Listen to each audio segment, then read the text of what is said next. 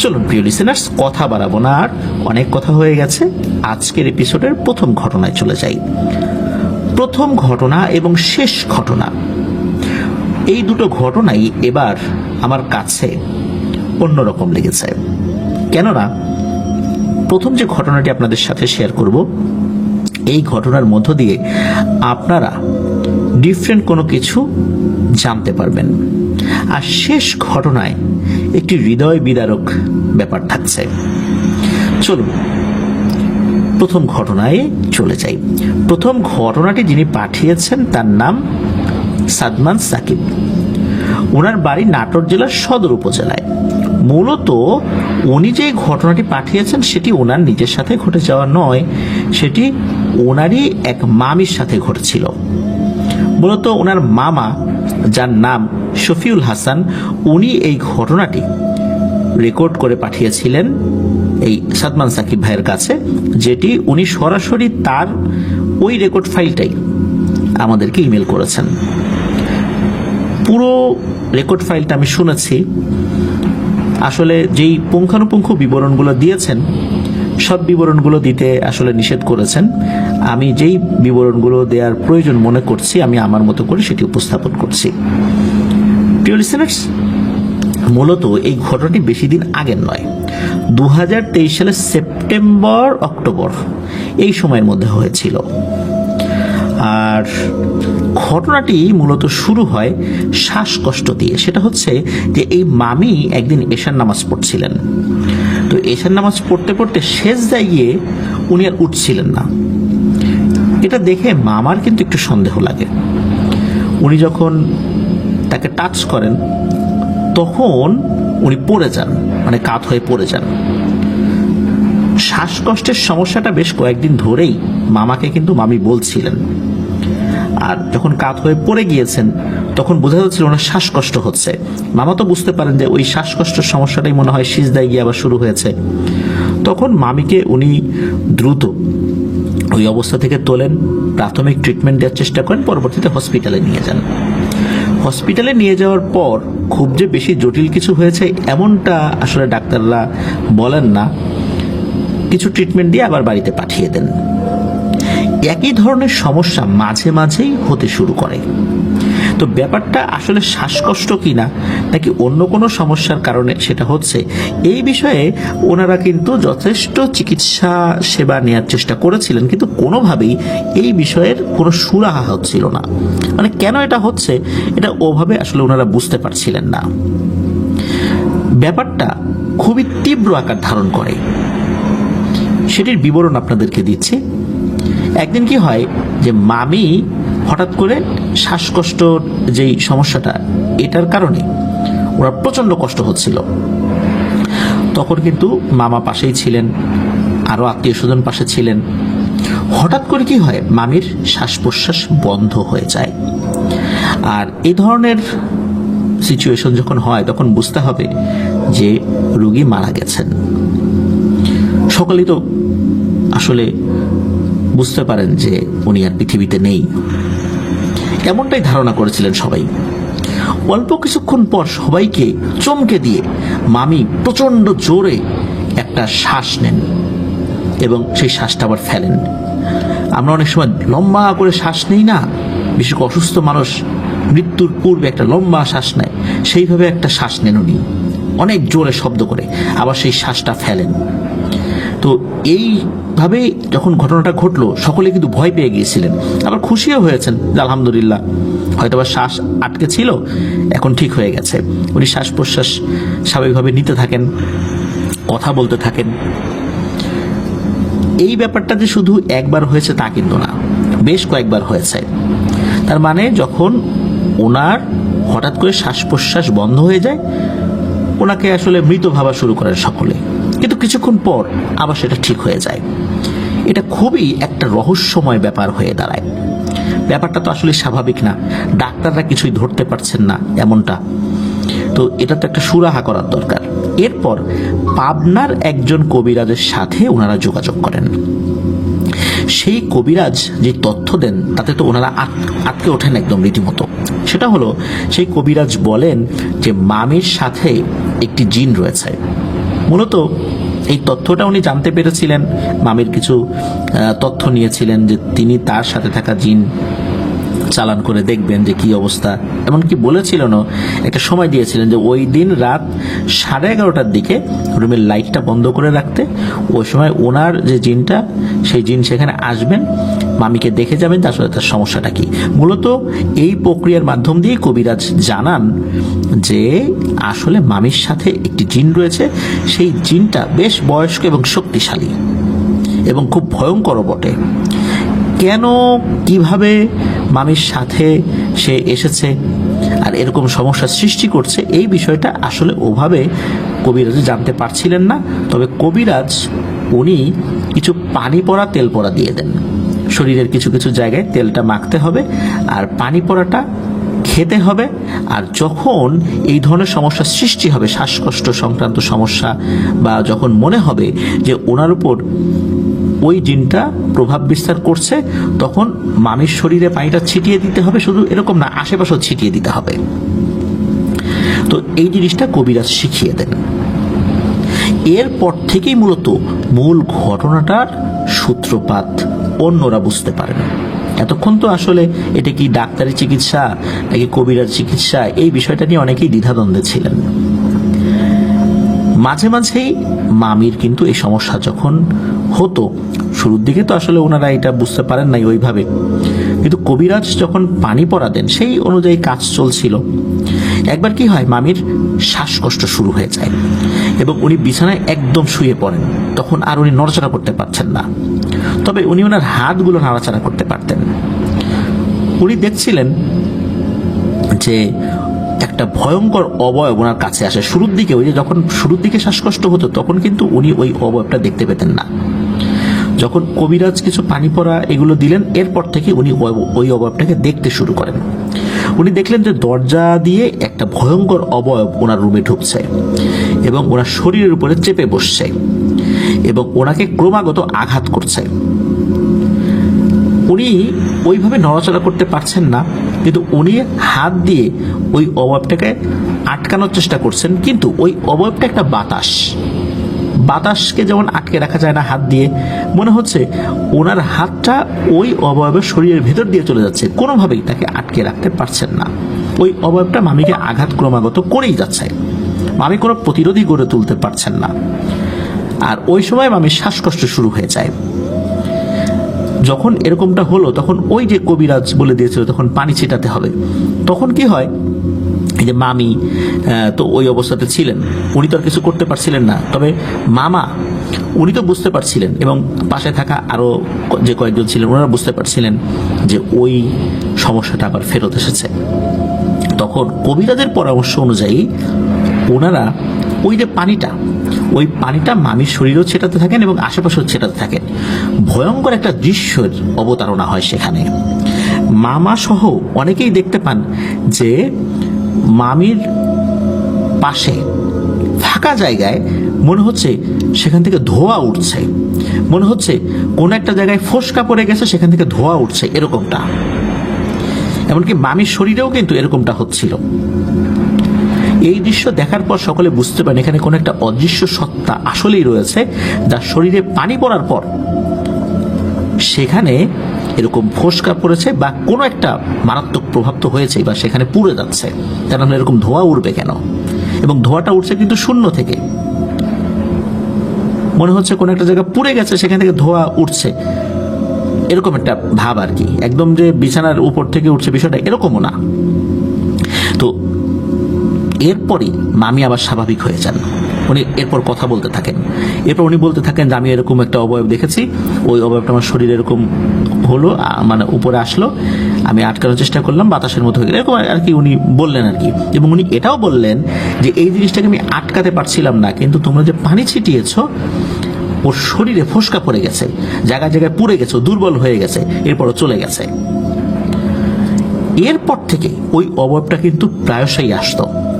আর এরপর থেকেই মূলত মামি একটা অদ্ভুত শক্তি আল্লাহ তাআলার ইচ্ছায় ফেরত পান। সেটা হলো ওই অবয়বটা যখন আসতো, মামি ওইটার হাত ধরতে পারতেন এবং যখন দ্বিতীয় দিন এসেছে তখন দেখা গেল ওই অভাবটা শরীরের বিভিন্ন জায়গায় পুড়ে গেছে, লাল দগদগে ঘা হয়ে আছে, এরকম একটা অবস্থা। আগের দিন কিন্তু এরকমটা ছিল না, তার মানে হচ্ছে ওইখানে যে পানি পড়েছে এর কারণে এরকমটা হয়েছে।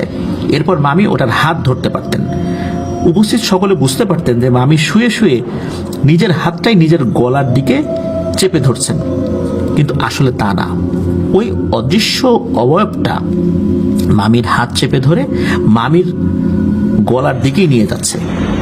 আর তখনই কিন্তু ওই পানি যখন ছিটা দিত আর ওই অবয়বটা চলে যেত চিৎকার করতে করতে, কিন্তু সেই চিৎকার কেউ শুনতো না। তবে ওই অবয়বটার গায়ে পানি পড়লে সেখান থেকে যে পানির ধোঁয়া উঠতো, পানির ধোঁয়া বলতে শরীর পুড়ে গিয়ে যে ধোঁয়া উঠতো, এটা অনেকেই বুঝতে পারতেন।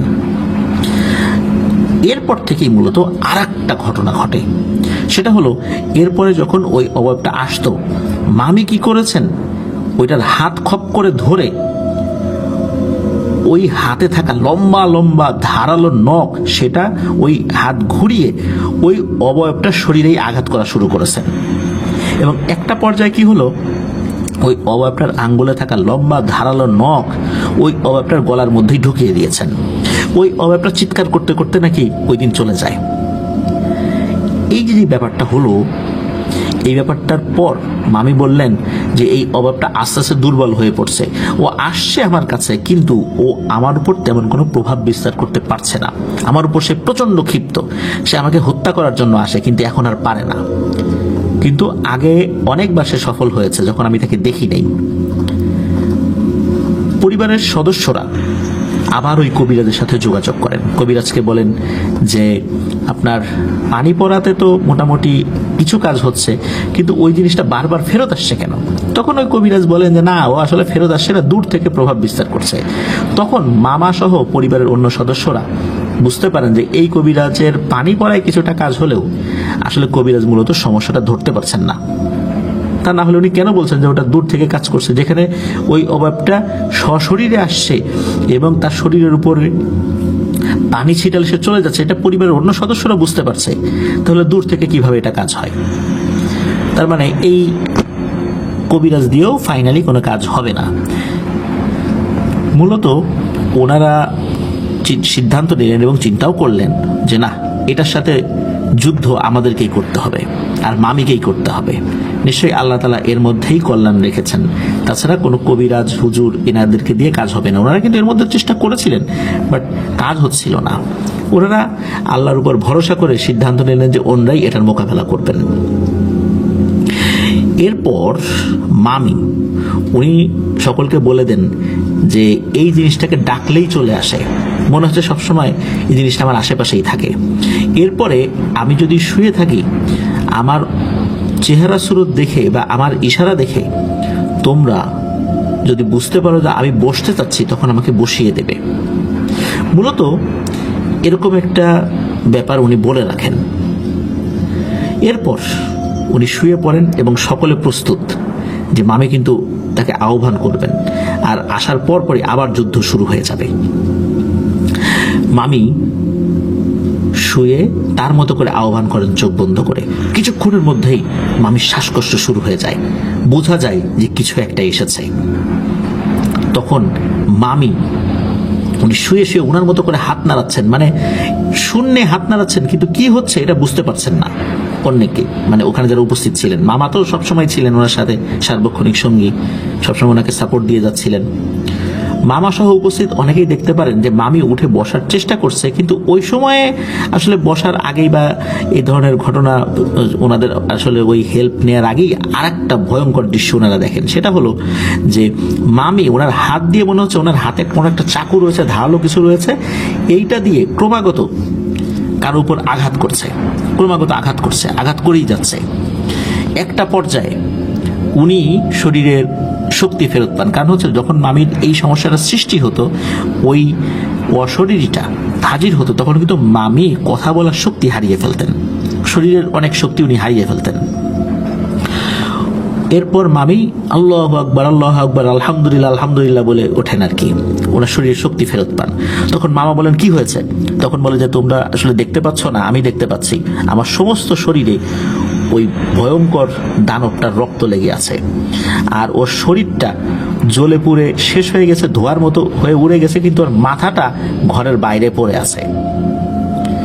ভয়ঙ্কর সেই দৃশ্য। মূলত ওর শরীরের নখ দিয়েই ওর গলায় আমি ক্রমাগত আঘাত করতে করতে ওর মাথাটাই ওর ধর থেকে ছুটিয়ে ফেলেছে, ও মারা গেছে। এরপর পরিবারের সদস্যরা চিন্তা করলেন যে আলহামদুলিল্লাহ, এই অবয়বটার করুণ পরিণতি হয়েছে, এইবার অন্তত মেয়েটা বাঁচল।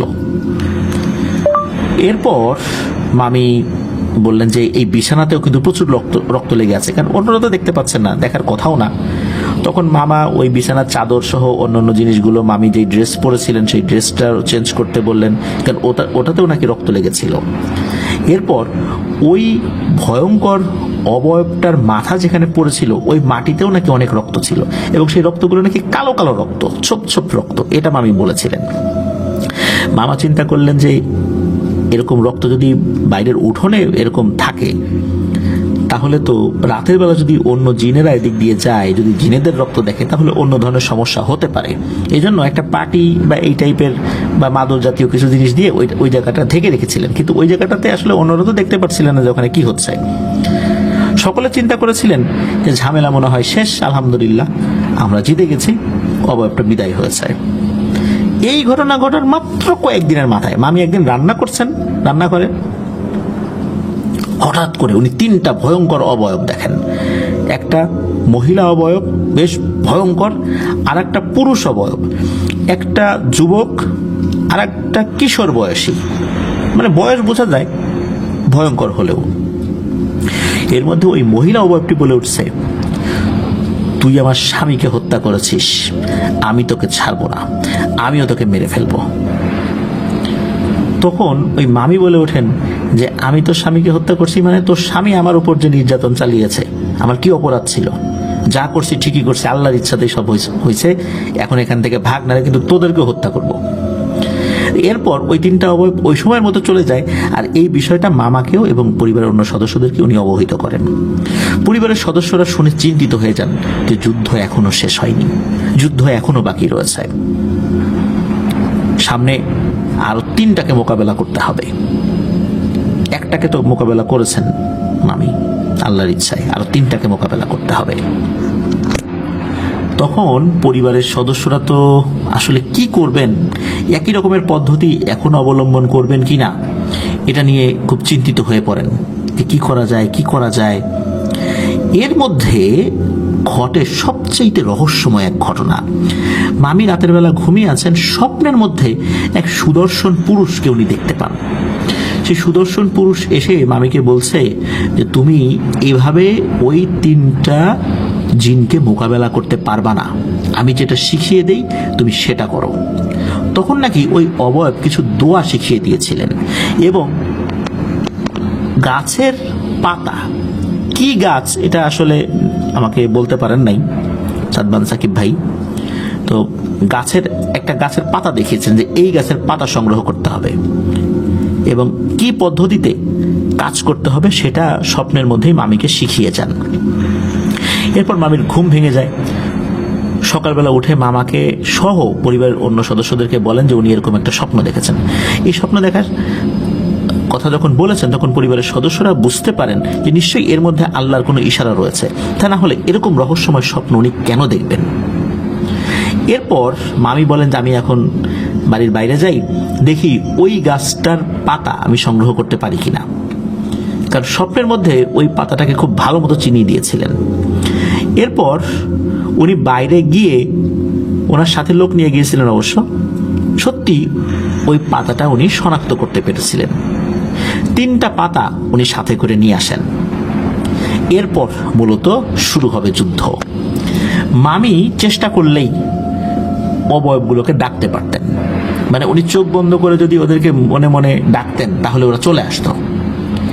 মামি চিন্তা করলেন যে এদেরকে এবার ডাকা যায়, আর দেরি করা যাবে না, ওরা কখন সুযোগ বুঝে আক্রমণ করবে তখন হয়তো আমার কাছে পাতা টাতা এগুলা থাকতে নাও পারে। এদিকে এই যুদ্ধের সহযোগী হওয়ার জন্য মামা তো আছেন, অন্যরাও দাঁড়িয়ে আছেন। মামি বিছানার উপর শুয়ে পড়েন। শোয়ার পর বলা থাকে যে এইবার কিন্তু আর ভুল করা যাবে না, যখন আমি উঠে বসতে চাইবো তোমরা আমাকে বসিয়ে দেবে। সকলে মোটামুটি প্রস্তুত। মামি চোখ বন্ধ করে ডাকতে থাকেন। আসলে মামি যেটা দেখছেন এটা তো আসলে মানে শুধু উনিই দেখছেন, অন্য কেউ দেখতে পাচ্ছেন না। হঠাৎ করে মামির শরীর কাঁপাকাঁপি শুরু হয়ে যায়, ওনার শ্বাসকষ্ট শুরু হয়ে যায়, বোঝা যায় যে আবার ওই জিনিসটা এসেছে। এরপর মামি অদৃশ্যভাবে উনি হাত নাড়াচ্ছেন, অনেক কিছু করছেন। অন্যরা বুঝতে পারছিলেন যে মামি তাদেরকে প্রতিহত করার চেষ্টা করছেন। একটা পর্যায়ে দেখা যায় মামি হাত দিয়ে একটা পাতা বিছানার উপর চেপে ধরেছেন। তার মানে হচ্ছে যে ওই জিনিসটা যখন এসেছে মামি পাতা চেপে ধরেছেন। এর কিছুক্ষণ পর মামি আবার হাত সরিয়ে দেন। এরপর মামি স্বাভাবিক হয়ে যান। তারপর মামি বলেন আলহামদুলিল্লাহ, ওই মহিলা অবয়বটাকে আমি হত্যা করেছি, ঠিক যেভাবে ওর স্বামীকে আমি মেরেছিলাম একই রকম ভাবে ওর নখ দিয়ে ওকে হত্যা করেছি। সকলে তো আলহামদুলিল্লাহ বলেন এবং বলেন যে তুমি পাতাটা দিয়ে কি করলা? তখন বলেন যে ওর যে একটা বড় যুবক ছেলে ছিল ওইটা আসছিল ওর মায়ের মৃত্যুর পর আমাকে আক্রমণ করার জন্য। তখন ওই পাতাটা যখনই ওর মাথার ওইখানে ধরেছি, আমাকে স্বপ্নের মধ্যে অবয়বটা শিখিয়ে দিয়েছিল যে পাতাটা কপালের উপরে ধরতে হবে বা শরীরের কোনো একটা জায়গায় চেপে ধরতে হবে, সাথে সাথে সে দুর্বল হয়ে যাবে। এই ছেলেটা যখন মায়ের মৃত্যু দেখে আমার উপর ঝাঁপিয়ে পড়ে, তখন আমি ওর কপাল বরাবর ওই পাতাটা চেপে ধরি, আর তখনই সে চিৎকার করে চলে যায়। আর অন্য যে অবয়বটা ছিল কিশোর বয়সী, ওইটা ওই অবস্থা দেখেই ওখান থেকে পালিয়ে যায়। এই যে ব্যাপারটা হলো, তখন সকলে চিন্তা করলেন যে যেহেতু আরো দুইটা আছে, নিশ্চয়ই মায়ের হত্যার প্রতিশোধ নিতে অবশ্যই আসবে। যেহেতু বাবার হত্যার প্রতিশোধ নিতে এসে মায়ের মৃত্যু দেখেছে, তাহলে তো মায়ের হত্যার প্রতিশোধ নিতেই আসবে। এদিকে ঘটে আর একটা ঘটনা। মামি উনি শুয়ে আছেন, হঠাৎ করে উনি অবচেতন হয়ে যান। এটা ঠিক স্বপ্ন না। এরপর উনি একটা দৃশ্য দেখেন, সেটা হলো উনি এমন একটা জায়গায় আছেন, সেই জায়গাতে ভাঙাচোরা ঘরবাড়ি আছে, গাছপালা আছে, কিন্তু গাছগুলোতে কোনো পাতা নাই। এবং কোনো গাছ যদি আগুনে পুড়ে যায়, যেরকম কালো হয়ে থাকে, কয়লার মতো হয়ে থাকে, মনে হচ্ছে এরকম অসংখ্য গাছ সেখানে আছে, সবকিছু কালো কালো। ওইখানে ওই যে মহিলাটাকে হত্যা করা হয়েছিল সেই মহিলাটা আছে, আর তার দুই ছেলেও আছে। আর সেখানে ওই রকম অবয়ব আরো অনেক আছে। ওই যে দুই ছেলে, এই দুই ছেলে চিৎকার করে বলছে যে এই মহিলা আমার মা বাবাকে হত্যা করছে, আমরা দুই ভাই একে ছাড়বো না। তখন এই দুই ভাই এই মামির দিকে তেড়ে আসছে। তখন অন্য যে অবয়বগুলো ছিল তারা এই দুইজনকে থামাচ্ছে, বসে যা হওয়ার হয়েছে, তোমরা ওদের সাথে পারবা না, এসব আশা ছেড়ে দাও, ওদের সাথে লড়তে চেও না। ওই দুই ভাই বলছে না, আমরা যাবই, আমার মা বাবাকে হত্যা করেছে, ওকে মারবই, এরকম কথা বলছে আর কি। এবং ওখানকার যে মুরব্বী অবয়বগুলো আছে তারা এই দুই ভাইকে প্রতিহত করছে, মানে ঠেকাচ্ছে আর কি। আর তখন মামি বলছে যে আমি কি তোদের কাছে আসছিলাম নাকি তোরা আমার কাছে আসছিলি? আমাকে আক্রমণ করার জন্য তোরা আসছিলি নাকি আমি তোদেরকে আক্রমণ করার জন্য গেছিলাম? আবার যদি আমার কাছে আসিস তাহলে তোরাও বেঁচে ফিরতে পারবি না, এরকমটা বলে দেন। এরপর হঠাৎ করে ওনার চেতনা ফেরত আসে। তখন উনি বুঝতে পারেন উনি সম্পূর্ণ একটা অন্য জগতে গিয়েছিলেন। এটা আসলে নিছক স্বপ্ন ছিল না, মূলত তাকে কোনোভাবে ঘুমের মধ্যে হোক বা যেভাবেই হোক তাকে তাদের জগতে নিয়ে গিয়ে এই দৃশ্যটা দেখানো হয়েছিল। তো এটা দেখার পর এটা উনি পরিবারের সাথে শেয়ার করেন যে উনি এটা দেখেছেন। তো পরিবারের সদস্যরা বুঝতে পারেন যে আসলেই ওনারা যা ভেবেছিলেন তাই, আবার ওনাকে আক্রমণের শিকার হতে হবে। সত্যি একই রকম ভাবে নাকি এরাও আক্রমণ করে মামিকে। আগের মতোই আল্লাহর ইচ্ছায় প্রতিহত করেন এবং বরাবরের মতোই মামা সব সময় তার পাশে ছিলেন। যদিও বা উনি কিছুই দেখতে পেতেন না, কিন্তু বুঝতে পারতেন যে মামি কিভাবে হাত নাড়াচ্ছে। নাড়ানো দেখে উনি বুঝতে পারতেন যে মামি আসলে এটা কি করছে, তাকে হত্যা করছে বা প্রতিহত করছে। এটা উনি বুঝতে পারতেন। শুধু উনি না, ওখানে উপস্থিত অনেকেই বুঝতে পারতেন, বিশেষ করে পরিবারের সদস্যরা যারা ওখানে থাকতেন আর কি, তারা বুঝতে পারতেন। তো ওই যেই ছেলেটা, মানে দুই ছেলে, তো এরাও আসছিল একই রকম ভাবে। ওরা যখন তার উপরে এসে আক্রমণ করে, তখন মামি ওই যে ওই পাতাটা তাকে চেপে ধরেছিলেন, আর সাথে সাথে ওদের শরীরের সমস্ত শক্তি শেষ হয়ে যায়, আর এরাও খুব দুর্বল হয়ে পড়ে। তখন মামি ওদের যে নখ, ধারালো নখ, এগুলো দিয়েই তাদেরকে আক্রমণ করে। এভাবেই নাকি ওই দুইটা অবয়বকেও মামি হত্যা করেছিলেন। তাহলে দেখা গেল যে একই পরিবারের 4 জন সদস্যকে এভাবেই মারা যেতে হলো। সকলে ধারণা করেছিলেন এবার অন্তত শেষ হয়েছে, আর কোনো ঝামেলা নাই। মামিও এখন আগের থেকে আলহামদুলিল্লাহ অনেক স্বাভাবিক হয়ে গেছেন। এগুলো কিন্তু খুব বেশি দিন গ্যাপে গ্যাপে হচ্ছে না, কিন্তু রেগুলার হচ্ছে। আর মামি যখন চাইতেন তখনই ওই অবয়বগুলোর সাথে উনি মোকাবেলা করতে পারতেন, বা ওই অবয়বগুলো চলে আসতো বা আসতে বাধ্য হতো কোনো একটা বিষয়ে। একটা ব্যাপার তো ছিলই নিশ্চয়ই, ওটা একটা কানেক্টিভিটি তো তৈরি হয়েই ছিল। তা না হলে মামি ইচ্ছা করলেই কেন ওগুলো চলে আসতে বাধ্য হতো? এর কয়েকদিন পর মামি স্বপ্নে দেখেন যে 3টা অবয়ব। একটা অবয়ব নারী অবয়ব, তার বয়স খুব বেশি বলে মনে হচ্ছে না। আরো 2টা অবয়ব, সেই অবয়ব বলছে, বিশেষ করে নারী অবয়বটা বলছে যে তুই আমার শ্বশুর শাশুড়ি এবং আমার স্বামীকে হত্যা করেছিস, বল আমাদের এখন কি করা উচিত? আমি তো একা হয়ে গেছি। তখন মামি বলছেন যে তোরা যদি আবার আমার উপর এসে আক্রমণ করিস, তাহলে অন্যদের যে পরিণতি হয়েছে তোদের সাথেও সেটাই হবে। তখন ওই অবয়ব বলছে যে না, তোর সাথে আসলে মারামারি করার ইচ্ছা আমার নাই, আমরা সমাধান চাই। সমাধান যেভাবে হবে আমরা সেই পথেই আগাবো। তুই কি সমাধান চাস? তা না হলে কিন্তু এভাবেই চলতে থাকবে, আমরাও মরতেই থাকবো, কিন্তু মেরে তুই শেষ করতে পারবি না। তখন মামি নাকি বলেছিলেন হ্যাঁ, আমিও সমাধান চাই। তো এতটুকুই হয়েছিল, স্বপ্নে এটা দেখেছিলেন। সকালবেলা যখন এই বিষয়টা বলেন, তখন মামা সহ পরিবারের অন্য সদস্যরা বলেন যে হ্যাঁ ঠিক আছে, তুমি ওদেরকে আবার ডাকবা। ওদেরকে ডেকে সমাধান যে কি হতে পারে এটা তো বোঝাই গেছে যে ওরা অনেক কিছু চাইবে, তুমি সবশেষ একটা ছাগলে গিয়ে রাজি হবা। তো মামি বলছেন ঠিক আছে। তো মামি বিছানার উপর শুয়ে পড়েন এবং মনে মনে তাদেরকে আহ্বান করতে থাকেন। এরপর হঠাৎ করে মামির আবার শ্বাসকষ্টের মতো শুরু হয়ে যায়। সকলে বুঝতে পারেন যে আবার নিশ্চয়ই ওই বিষয়টা চলে এসেছে। তো এবার কিন্তু ওরা ওই পানি জানি এগুলো চিটার নাই, কারণ যেহেতু একটা নেগোসিয়েশন চলছে, আলোচনা চলছে।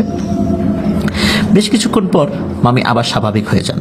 তখন মামি বলেন যে আমি ওদের সাথে কথা বলেছি, ওরা প্রথমে বলেছে যে হয় তোর 2 সন্তানকে দিবি, না হলে তোর স্বামীকে দিবি, বলি দিতে হবে, এটা বলেছেন। তখন বলছেন অসম্ভব, এটা আমি দিতেই পারবো না। এরপর একটা মহিষ চেয়েছে, যে মহিষ দিতে পারবো না। শেষ পর্যন্ত একটা ছাগল পর্যন্ত এসেছে, বসে একদম কালো রঙের হতে হবে এবং ছাগলের বয়স 3 বছরের উপরে হওয়া যাবে না, বা 2 বছরের কম হওয়া যাবে না। পরিবারের সদস্য বলে আচ্ছা ঠিক আছে, এটা তো দেয়াই যাবে। কোথায় দিতে হবে? বাড়ির পাশে একটা পুকুর রয়েছে, ওই পুকুরের ঠিক রাত 11:59 ওই ছাগলটাকে জবাই করতে হবে এবং ওই রক্তটা যেন পুকুরে পড়ে যায়।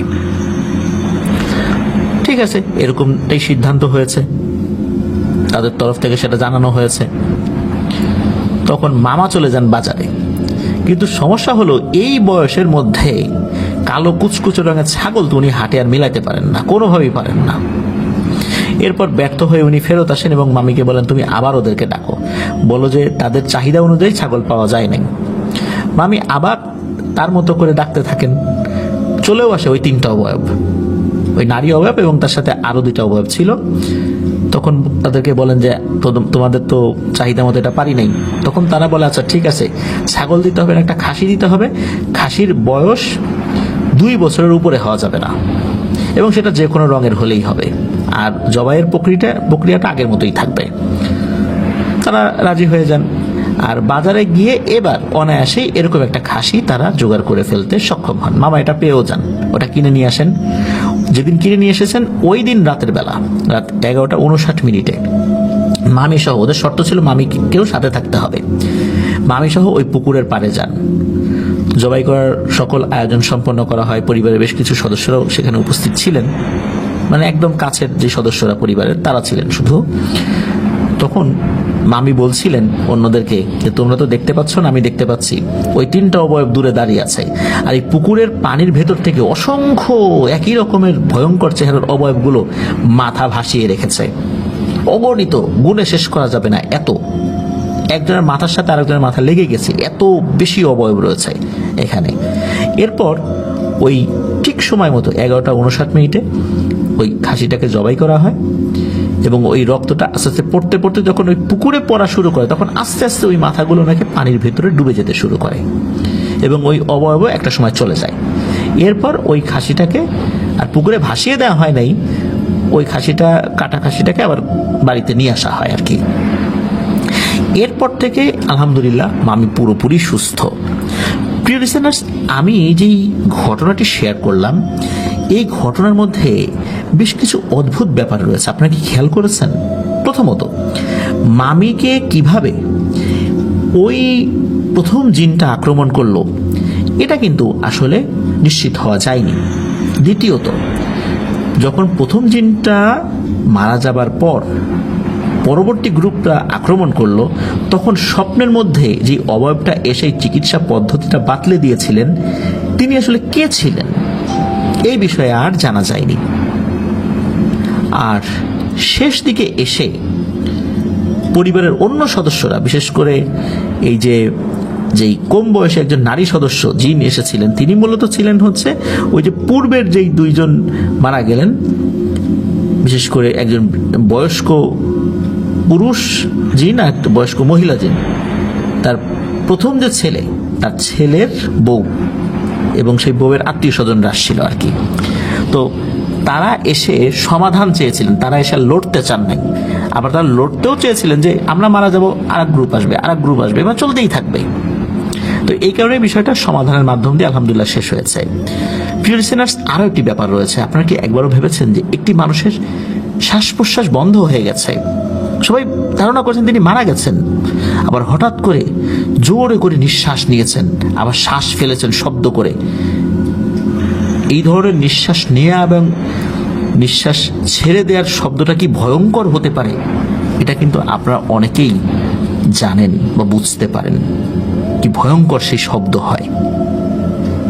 আসলে কারো শ্বাস প্রশ্বাস এভাবে বন্ধ করে রাখা যায়? এভাবে বেশ কিছুক্ষণ বন্ধ হয়ে থাকলে তো মানুষ মারা যাবে। আল্লাহর অশেষ রহমতে মামি প্রত্যেকবার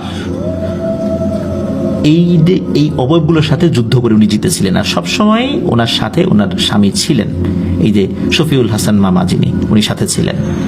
প্রিয় লিসেনার্স, এই সমস্যার যে সমাধানটা এটা কিন্তু আসলে বড় ধরনের কোনো হুজুর, কবিরাজ, তান্ত্রিক এটা দিয়ে হয়নি, শুধু ওই পানির ওই ব্যাপারটা ছাড়া।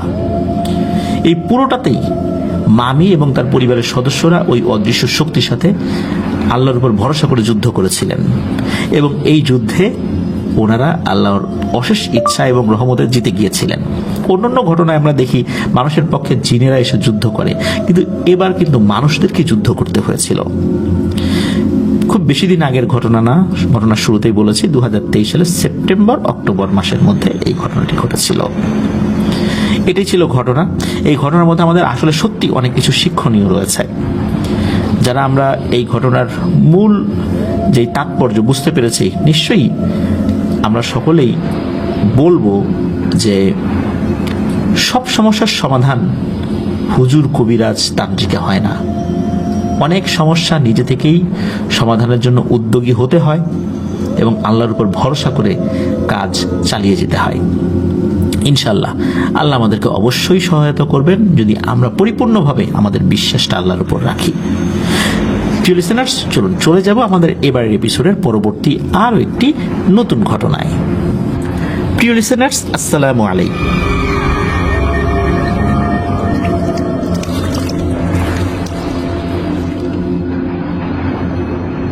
আবারও স্বাগতম জানাচ্ছি প্রিয় লিসেনার্স আমাদের 139তম এপিসোডের নতুন আরও একটি ঘটনায়।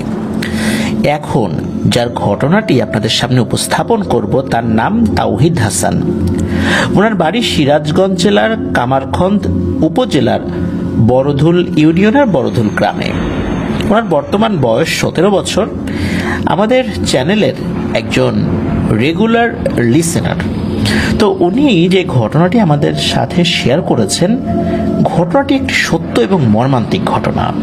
ঘটনাটি ঘটেছিল 2007 সালে, যখন সারা দেশে ব্যাপক এলাকা জুড়ে বন্যার প্রকোপ শুরু হয়েছিল। এই ঘটনাটি ঘটেছিল ওনার এক নানার সাথে। ওনার নানার বাড়ি সিরাজগঞ্জ জেলার সদর উপজেলার বহুলি ইউনিয়নের বেড়াবাড়ি গ্রামে। ওই নানার নাম ছিল আমজাদ শেখ। তখন তার বয়স ছিল 45 বছর। ওই আমজাদ নানার আবার মাছ ধরার ব্যাপক নেশা ছিল। মাছ ধরতে পারাতেও উনি ছিলেন বেশ পটু। মাছ ধরতে গেলে খালি হাতে আল্লাহর রহমতে উনি ফিরতেন না। 2007 সালে যখন বন্যা হয়, তখন ওই এলাকায়ও কিন্তু অনেক পানি হয়েছিল। পানির সাথে অনেক মাছও এসেছিল। তো ওনার ওই নানা এবং নানার ভাই এবং তার বন্ধুরা প্রতিদিন রাতের বেলা মাছ মারতে যেতেন। তারা বেশিরভাগ ক্ষেত্রেই পলো এবং বড়শি দিয়ে মাছ ধরতেন। নানা রাতের বেলা মাছ মারতে গেলে বেশিরভাগ সময় কাউকে না কাউকে সাথে নিয়ে যেতেন, একা একা খুব একটা যেতেন না। একদিন মাছ মারতে যাওয়ার সময় তিনি কাউকে পেলেন না, তাই সেদিন তিনি একাই মাছ ধরতে গেলেন। তার সাথে সেদিন ছিল একটা মাছ রাখার পাত্র, যাকে গ্রামের ভাষায় মালই বলে। তিনি সেদিন চিন্তা করেছিলেন হাতড়িয়ে হাতড়িয়ে মাছ ধরবেন। নদীর এক জায়গায় পানি কম ছিল, যেখানে হাতড়িয়ে অনেক মাছ ধরা যেত। তিনি সেই জায়গায় গিয়ে পৌঁছলেন এবং হাতড়িয়ে মাছ ধরা শুরুও করলেন। কিছুক্ষণের মধ্যে অনেকগুলো মাছ পেয়েও গেলেন। তিনি মাছগুলো একে একে মালয়ের ভিতরে রাখলেন। অনেকগুলো মাছ ধরা হয়ে গিয়েছিল। তখন তিনি চিন্তা করেন এখন উনি বাড়িতে যাবেন। আরো 2 মিনিট হাতড়ে দেখলে কেমন হয়। শেষবারের বার উনি আরো 2 মিনিট হাতড়ালেন। তিনি আরো একটা মাছ পেলেন। তিনি ওই মাছটা যখনই ওই মাছ রাখার যে মালই ওইটার মধ্যে রাখতে যাবেন, তখনই হঠাৎ পেছন থেকে কেউ তার হাতটা চেপে ধরে। কে ধরলো এরকম ভাবে হাত চেপে? উনি খুব চমকে উঠেছিলেন। ওই হাতটা ছিল খুবই ঠান্ডা, মনে হচ্ছে বরফের হাত। তিনি পেছন দিকে তাকিয়ে যা দেখেন, সেটা দেখে ওনার পিলে চমকে যায়। উনি দেখেন বিশাল বড় চিকন লিকলিকে কালো লোমযুক্ত একটি অবয়ব। এই অবয়ব তার হাত দিয়ে শক্ত করে এই আমজাদ নানার একটা হাত চেপে ধরে রেখেছে। এটা দেখে উনি তার হাতটা জোরে ঝাঁকি দিয়ে এক দৌড়ে উপরে উঠে আসেন এবং তাড়াতাড়ি করে বাড়িতে চলেও আসেন। এই কথা তখন তিনি কাউকে বলেননি। পরের দিন সকালবেলা তিনি তার ছোট ভাইকে রাতের সব ঘটনা খুলে বলেন। আমজাদ নানা তখন ওই নানাকে বলেন যে এই ঘটনা কাউকে না বলতে। ওই নানার নাম ছিল আলম। আলম নানা আমজাদ নানার কথা মতো ওই ঘটনাটি কাউকে বলেননি। এই ঘটনার কিছুদিন পর আমজাদ নানা আবার একদিন মাছ ধরতে যান রাতের বেলা। সেদিন তার সাথে আলম নানা এবং আরো একজন ছিলেন। ওই লোকের নাম ছিল হারেস। তিনি সম্পর্কে এই তাওহিদ হাসান ভাইয়ের মামা হন। সেদিন তারা পলো নিয়ে গিয়েছিলেন মাছ ধরতে। তারা সেদিন যেই জায়গায় মাছ ধরতে গিয়েছিলেন, সেই জায়গাকে গ্রামের লোকজন বলে আসিয়া চুন্নির বাড়ি। ওই জায়গা নিয়ে নাকি অনেক ভয়ের ঘটনা রয়েছে। প্রিয় লিসেনার্স, এই আসিয়া চুন্নির বাড়ি, এই কথাটা একটু মনে রাখবেন। ঘটনার শেষ দিকে আমাদের কিন্তু বুঝতে সুবিধা হবে। তাহলে ওই জায়গাতে নাকি অনেক পুরনো একটি কুয়া রয়েছে, যেটা নদীর মধ্যে পড়ে। অন্য সব জায়গার থেকে ওই জায়গায় নাকি মাছ বেশি পাওয়া যায়। এই কারণে ওনারা সেদিন সেখানে মাছ ধরতে গিয়েছিলেন। কিছুক্ষণ তারা তিনজন একসাথে মাছ ধরছিলেন। এক জায়গায় তো আসলে বেশি মানুষ ছিল, তাই তারা তেমন বেশি মাছ পাচ্ছিলেন না। তাই আমজাদ নানা বলেন, তোরা এখানে মাছ ধর, আমি একটু দূরে গিয়ে মাছ ধরি। আমজাদ নানা তখন আলম নানা এবং হারেস মামার থেকে কিছুটা দূরে গিয়ে মাছ ধরা শুরু করেন। মাছ ধরতে ধরতে আমজাদ মামা তাদের থেকে অনেকটা দূরেই চলে এসেছিলেন, যেটা উনি লক্ষ্য করেননি। হঠাৎ আমজাদ নানা সজোরে একটা ধাক্কা অনুভব করেন। যখন তার জ্ঞান ফেরে, তখন তিনি নিজেকে তার বাড়িতে আবিষ্কার করেন। জ্ঞান ফেরার পর উনি দেখতে পান যে উনি ওনার বাড়ির খাটে শুয়ে আছেন, চারদিকে অনেক মানুষ। তো তিনি আলম নানাকে জিজ্ঞেস করেন, কি হয়েছে চারপাশে এত মানুষ কেন, আর আমি এখানে কিভাবে এলাম, আমি তো মাছ ধরতেছিলাম। আলম নানা তখন বলেন যে তুমি তো মাছ ধরতেছিলা, তুমি তো মাছ ধরতে ধরতে আমাদের থেকে অনেক দূরে চলে গিয়েছিলে। আমরা তোমার কাছে আসছিলাম, এসে দেখি তুমি অজ্ঞান হয়ে পড়ে আছো নদীর এক পারে। আমি আর হারেস তোমাকে ধরাধরি করে বাসায় নিয়ে আসি। বাসায় এসে তোমার জ্ঞান ফেরানোর চেষ্টা করি, কিন্তু তোমার জ্ঞান ফিরছিল না। কিছুক্ষণ পর তোমাকে একটা কবিরাজের কাছে নিয়ে যাই, এই অবস্থাতেই সে তোমাকে ঝাড়ফুঁক করে দেয়। তারপর তোমাকে আমরা বাসায় নিয়ে আসি, আর এই যে এখন তোমার জ্ঞান ফিরছে।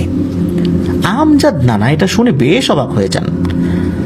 আলম মামা তখন জিজ্ঞেস করেন যে তুমি অজ্ঞান হয়ে গিয়েছিলে কেন?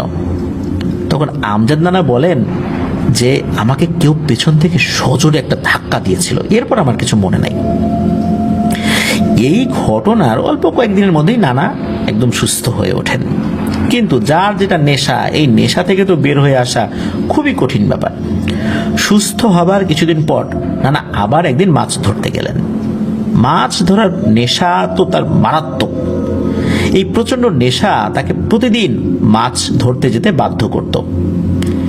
সেদিন তিনি বড় একটা পলো নিয়ে মাছ ধরতে গিয়েছেন। পলো তো প্রিয় লিসেনার্স আপনারা অনেকেই বুঝতে পারবেন, এটা বাঁশ দিয়ে তৈরি এক ধরনের বিশেষ গোলাকৃতির জিনিস, যেটার উপরের দিকে ছোট্ট একটা ছিদ্র থাকে। এটা পানির উপরে রেখে হাত ভিতরে ঢুকিয়ে দেয় ছিদ্র দিয়ে, তারপর হাতড়াতে থাকে ভিতরে কোনো মাছ পড়েছে কিনা। অনেক সময় গ্রামে গঞ্জে কিন্তু এই পলের মধ্যে ওই হাঁস মুরগি এগুলো কিন্তু রেখে দেওয়া হয় আর কি কিছু সময়ের জন্য। তো যাই হোক, উনি ওই বড় একটা পলো নিয়ে মাছ ধরতে গিয়ে যান ওই দিন আবার উনি একাই গিয়েছিলেন। তিনি মোটামুটি হাঁটু পানিতে মাছ ধরতে শুরু করলেন। মাছও ভালোই পাচ্ছিলেন। মাছ ধরতে ধরতে তিনি আরো একটু গভীর পানিতে চলে আসলেন। হঠাৎ তিনি ওই পানির ভিতর প্রকাণ্ড একটা মাছ দেখতে পেলেন। মাছটা যে আসলে কি মাছ, বোয়াল মাছ না শোল মাছ না কি মাছ, ওটা আসলে উনি ওভাবে বুঝতে পারেন নাই। আর এত বড় মাছ উনি ওনার জীবনে খুবই কম দেখেছিলেন। তিনি যে পলো নিয়ে গিয়েছিলেন সেটিতে ওই মাছ ধরা ছিল অসম্ভব।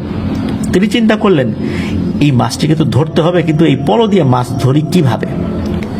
মাছটি ওই হাঁটু পানোর ভিতর থেকে এক জায়গা থেকে আরেক জায়গায় আসলে যাচ্ছিল না, একটা জায়গায় শান্তভাবে দাঁড়িয়েছিল। নানা ধীরে ধীরে চুপি চুপি মাছটার কাছে এগিয়ে যান। মাছটির কাছে যেতেই মাছটি আরেকটু দূরে সরে যায়। ওই মাছটাকে ধরবার জন্য উনি আরেকটু সামনে এগিয়ে যান। এইভাবে নানা যখনই মাছটার কাছে যায়, মাছটা একটু করে দূরে সরে যায়। এইভাবে যেতে যেতে নানা অনেক গভীর পানিতে চলে আসেন। তখন প্রায় বুক পর্যন্ত পানিতে চলে আসেন। ওই অবস্থাতে নানা কিছু একটা আঁচ করতে পারেন। মাছটা যদিও খুব ধীর গতিতে সামনের দিকে এগিয়ে যাচ্ছিল, তবুও মাছটিকে ধরা সম্ভব হচ্ছিল নানার পক্ষে। নানা কোনোভাবেই মাছটাকে আসলে ধরতে পারছিলেন না।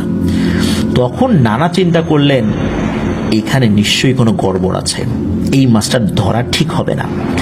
ঝামেলা বুঝতে পেরে মাছটাকে না ধরে তাড়াহুড়ো করে নানা বাড়িতে চলে আসেন। আসার পথে অবশ্য কোনো সমস্যা হয়নি। আগে আমরা বলেছি প্রিয় লিসেনার্স, মাছ ধরার প্রচন্ড রকমের তার নেশা ছিল। মাছ যদি উনি ধরতে না পারতেন তার ভালোই লাগতো না। এক রাত মাছ ধরতে না পারলে মনে হতো ওনার জীবনের বিশাল কিছু উনি হারিয়ে ফেলেছেন। পরের দিন এই আমজাদ নানা কি করেছেন, কলা গাছ দিয়ে একটি ভেলা বানিয়েছেন।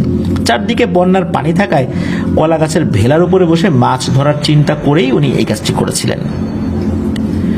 এরপর এই আমজাদ নানা তার সাথে তার ছোট ভাই আলম নানা এবং হারেস মামাকে সাথে নিয়ে মাছ ধরতে যাবেন আর কি, এরকমটাই কথা হয় আর কি।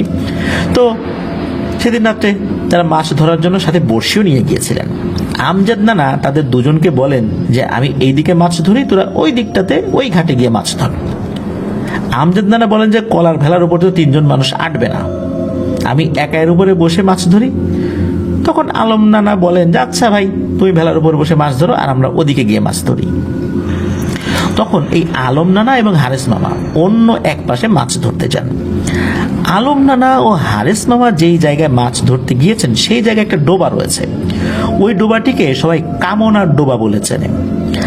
আমজাদ নানা যখন ভেলা নিয়ে পানির একটু ভিতরে চলে যান, আর আলম নানা ও হারেস মামা অন্য পাশ দিয়ে ঘুরে এসে ওই কামনাদের ডোবার ওখানে যান। আলম নানা ও হারেস মামা ওই কামনাদের ডোবার পারে এসে একটা উঁচু জায়গা দেখে সেখানে বসে পানিতে বড়শি ফেলেছেন। তারা তেমন একটা মাছ পাচ্ছিলেন না। এদিকে আমজাদ নানার বড়শিতে বিশাল একটা বোয়াল মাছ ধরা পড়ে। তো উনি চিন্তা করেছেন যে মাছটিকে বাড়িতে দিয়ে আসবেন। তখন উনি মাছটিকে নিয়ে ভেলার একটা জায়গায় রেখে মাছটিকে নিয়ে বাড়িতে চলে আসেন। তো ভেলাটাকে একটা জায়গায় রেখেছিলেন আর কি। ওই মাছটিকে বাড়িতে দিতে আসবেন আর কি। বাড়িতে এসে উনি দেখেন যে নানি ঘরে দরজা দিয়ে ঘুমিয়ে পড়েছে। উনি তো নানিকে ডাক দিয়েছেন, কিন্তু নানি আর ওঠেন না। আসলে নানি নানার এই মাছ ধরার এই নেশা নিয়ে প্রচন্ড রকমের আসলে রেগে থাকতেন সব সময়, খুব বিরক্তি ছিল তার। তাই নানি ঘুম থেকে উঠলেও রাগ করে ঘরের ভিতর থেকে বলে যে মাছটিকে বাইরে রেখে দাও, আমি এখন দরজা খুলতে পারবো না। আর তোমাকে এত রাত্রে মাছ মারতে মানে বলছে কে? তোমার কি ভয় টয় করে না নাকি? এত রাত্রে মাছ মারতে যাও কেন? এত লোভ কিন্তু ভালো না। তখন নানাও রাগ করে বলেন, আচ্ছা যাও, দরজা খুলতে হবে না, মাছটাকে বাইরে পাতিলের মধ্যে রেখে চলে গেলাম। তো এই বলে আবার উনি মাছ ধরতে চলে গেছেন। এদিকে এই আলম নানা এবং হারেস মামা তেমন তো কোনো মাছ পাচ্ছিলেন না। বাড়িতে বড়শি ফেলে আলম নানা ও হারেস মামা একে অপরের সাথে গল্প গুজব করছিলেন। 3-4 ঘন্টা বড়শি ফেলে মাছ ধরার পরেও কোনো মাছ উঠছিল না। এক পর্যায়ে হারেস মামা বিরক্ত হয়ে বলেন, আমি এখন বাসায় চলে যাবো রে, আর ভালো লাগতেছে না। হারেস মামা তখন আরো বলেন যে এই সোজা রাস্তা দিয়ে চলে যাই। আলম নানা তখন বলেন, আচ্ছা তুই যা, আমি এখন চলে যাব। ফজরের নামাজের সময় হয়ে গেছে। হারেস মামা তখন সোজা রাস্তা দিয়ে বাসায় চলে আসেন। আলম নানা চিন্তা করেন যে এখন আমজাদ ভাইয়ের কাছ থেকে একটু ঘুরে আসি, দেখি ভাই কয়টা মাছ পেল। তো আলম নানারা যেখানে মাছ ধরছিলেন তার থেকে প্রায় 500 থেকে 700 ফুট দূরে আমজাদ নানা মাছ ধরছিলেন। এতটুকু দূরত্বের মধ্যে ছিল কিছু ক্ষেত, যদিও বা সব ক্ষেতে পানি উঠে গিয়েছিল। তো আলম নানা চিন্তা করলেন যে ঘুরে যেতে অনেক সময় লাগবে, তাই তিনি ক্ষেতের ভিতর দিয়ে হাঁটা শুরু করলেন। ক্ষেতের ভিতরে হাঁটু পানি ছিল। আমজাদ নানা যেখানে মাছ ধরছিলেন তার কাছাকাছি যেতে আলম নানা দেখতে পান একটা বাঁশ পানির মধ্যে গাড়া, বাঁশের সাথে কি যেন একটা বাধা। আরেকটু কাছে যেতে তিনি বুঝতে পারলেন সেগুলো দুটো মাছ। তিনি ভালোভাবে দেখে বুঝলেন এ দুটো বোয়াল মাছ। তিনি বুঝতে পারলেন যে আমজাদ নানা হয়তো মাছ দুটোকে ধরে এই বাঁশের সঙ্গে বেঁধে রেখেছেন। মাছ দুটোকে দেখে তিনি খুশি হলেন। তিনি আমজাদ নানাকে খুঁজতে শুরু করলেন। আশেপাশে কোথাও তিনি আমজাদ নানাকে দেখতে পেলেন না। তিনি কিছুক্ষণ খোঁজাখুঁজি করলেন। খোঁজাখুঁজির এক পর্যায়ে তিনি কিছুটা দূর একটা ভেলা দেখতে পেলেন। আর একটু কাছে যেতে তিনি ভেলার নিচে কিছু একটা আটকে থাকতে দেখলেন। বুঝতে পারলেন না জিনিসটা আসলে কি। প্রথম দেখায় তিনি এটাকে কোনো বস্তা মনে করেছিলেন, কিন্তু আরেকটু কাছে যেতেই তিনি যা দেখলেন তা দেখে ওনার শরীরের রক্ত হিম হয়ে গেল। তিনি দেখতে পেলেন তার ভাইয়ের কলার যে ভেলাটা, এই ভেলার নিচে তার ভাইয়েরই নিথর দেহ। বিষয়টা দেখে তিনি চিৎকার দিয়ে লোকজনকে ডাকাডাকি শুরু করলেন। তিনি লাশটাকে টেনে বের করার চেষ্টা করলেন, কিন্তু লাশটা প্রায় পুরোটাই ছিল কলার ভেলার নিচে। কলার ভেলাটার ওজন তো অনেক ছিল, তাই সেটাকে উনি একা উঠাতে পারছিলেন না। কিছুক্ষণ পর বেশ কিছু লোকজন জড়ো হয়ে যায়, যেহেতু উনি ডাকাডাকি করছিলেন, চিৎকার চেঁচামেচি করছিলেন। সবাই মিলে তখন আমজাদ নানার মৃতদেহটাকে ভেলার নিচ থেকে টেনে বের করেন। ঘটনাটি দেখে সবাই তো অবাক। সুস্থ সবল একটি মানুষ কিভাবে মারা গেল, আর মারা গিয়ে কিভাবে ভেলার নিচে চলে গেল। আমজাদ নানার মৃতদেহকে তখন বাসায় নিয়ে আসা হয়, সাথে ওই মাছ দুটোকেও নিয়ে আসা হয়। আমজাদ নানার মৃতদেহ দেখে তার স্ত্রী তো পাগল প্রায় হয়ে যায়। মানুষ তো মৃত্যুবরণ করবেই, তাই না? মৃত্যু অনিবার্য সত্য। কিন্তু আমজাদ নানার এভাবে চলে যাওয়াটা কেউ মেনে নিতে পারছিলেন না। আমজাদ নানা কিন্তু খুব ভালো সাঁতার জানতেন, তিনি খুব সাহসী। তার লাশটা যেখানে পাওয়া যায় সেখানে ছিল সর্বোচ্চ হাঁটু পানি। সেই জায়গায় পানিতে ডুবে মৃত্যুবরণ করার তো প্রশ্নই আসে না। কিন্তু তার দেহের সমস্ত আলামত বলে দেয় যে তিনি পানিতে ডুবে মারা গেছেন। হাঁটু পানিতে ডুবে কেউ মারা যেতে পারে? যাই হোক, একটা লোক তো মারা গেছে, তাকে তো দাফন কাফন করতে হবে। কোথায় দাফন করবেন? চারদিকে তো সব জায়গায় বন্যার পানি। একটা কবরস্থান ছিল যেটা নদীর ওপারে, সেখানে যেতে হলে নদীর উপর দিয়ে নৌকা নিয়ে যেতে হবে। সবাই চিন্তা করেন আমজাদ নানাকে সেখানে দাফন করা হবে, তাই একটা নৌকা ভাড়া করা হয়। আমজাদ নানাকে নৌকায় ওঠানো হয়। নৌকাতে আমজাদ নানার আত্মীয় স্বজন ও কিছু পাড়া প্রতিবেশীও ওঠেন, কিছু বাচ্চা কাচ্চাও ছিল। নদীর ওপারের কবরস্থানে যেতে হলে নৌকাটিকে যেতে হবে ওই আসিয়া চুন্নির বাড়ির কাছ দিয়ে। আসিয়া চুন্নির বাড়ির নাম আমরা কিন্তু শুরুতেই বলেছিলাম, যেটা মনে রাখতে হবে। তো যাই হোক, আমজাদ নানা একবার ধাক্কা খেয়েছিলেন, মনে আছে? ধাক্কা খাওয়ার পর অজ্ঞান হয়ে গেছে। এটা হচ্ছে সেই জায়গা, এই আসিয়া চুন্নির বাড়ির ওখানে, যেখানে নানা অজ্ঞান হয়ে গিয়েছিলেন। তো যাই হোক, নানার লাশ নিয়ে নৌকাটি যখন ওই আসিয়া চুন্নির বাড়ির কাছ দিয়ে যাওয়া শুরু করে, তখন মাঝির কাছে হঠাৎ করে মনে হয় নৌকাটি অনেক ভার হয়ে গিয়েছে, অনেক ভারী কিছু নৌকাটি উঠে পড়েছে। এক পর্যায়ে নৌকাটি ডুবে যাবে এমন একটা ভাব, নৌকাটি আর আগাচ্ছেই না। এমন না যে নিচে কোনো গাছ বা আগাছা রয়েছে সেটাতে নৌকা আটকে গিয়েছে, ওই জায়গাটা ছিল বেশ গভীর। নদীর ওই জায়গাটা আসলেই অনেক গভীরই, সেখানে কোনো নৌকা কোনো গাছের সাথে বা আগাছার সাথে বেঁধে যাবে এটা আসলে কোনো সুযোগই নাই। তাহলে নৌকাটা আগাচ্ছে না কেন? নৌকার উপর তো বেশ কয়েকজন হুজুর ছিলেন, ওরা সবাই দোয়া কালাম পড়তে শুরু করলেন এবং অন্যদেরকেও যে যেই দোয়া কালাম জানে সেটা পড়তে বললেন। সূরা কালাম পড়ার কিছুক্ষণ পর নৌকাটা হঠাৎ করে অনেকটা হালকা হয়ে যায় এবং একাই চলতে শুরু করে। সবাই তখন হাফ ছেড়ে বাঁচে। এক পর্যায়ে সবাই নদীর ওই পারে গিয়ে পৌঁছায়। দাফন কাফনের সময় আল্লাহর রহমতে কোনো সমস্যা হয়নি। আমজাদ নানাকে দাফন কাফন করে সবাই তখন আবার ওই নৌকাতে করেই বাড়িতে ফেরত আসবেন। আসার সময় ওই আসিয়া চুন্নির বাড়ির কাছে আর একটা নতুন সমস্যার সৃষ্টি হয়। আসিয়া চুন্নির বাড়ির কাছে আসার পর ওই নৌকাটি হঠাৎ করেই ঘুরপাক খেতে থাকে। বাচ্চারা তো ভয়ে কান্নাকাটি করতে থাকে। নৌকাটি প্রচন্ড দুলুনি দিচ্ছিল, একবার এ পাশে কাত হয়, একবার ও পাশে কাত হয়। এবারও অনেকক্ষণ দোয়া কালাম পড়তে পড়তে আল্লাহর রহমতে নৌকাটা স্বাভাবিক হয়। এরপর দ্রুত নৌকা চালিয়ে সেখান থেকে সবাই চলে আসেন। বাসায় আসার পথে অবশ্য কোনো সমস্যা হয়নি।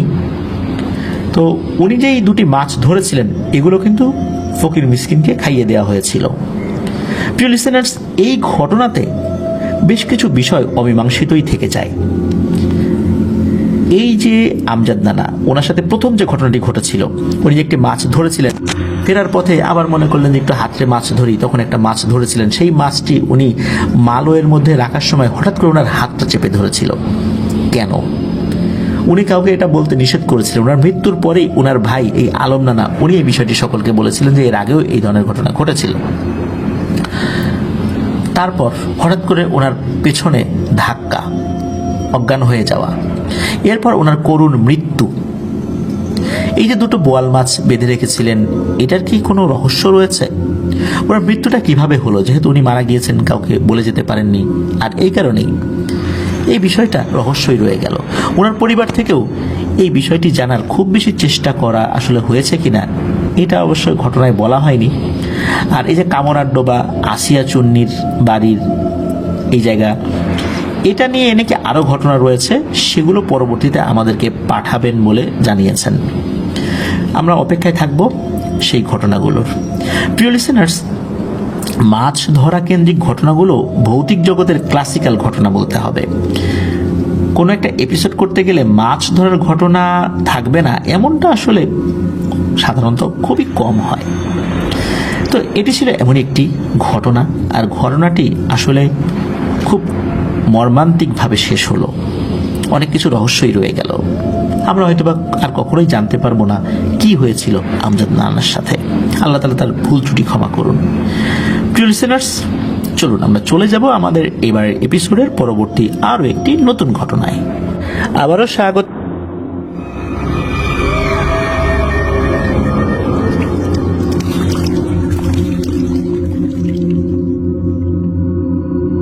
আবারও স্বাগতম জানাচ্ছি প্রিয় লিসেনার্স আমাদের 139তম এপিসোডের নতুন আরো একটি ঘটনায়।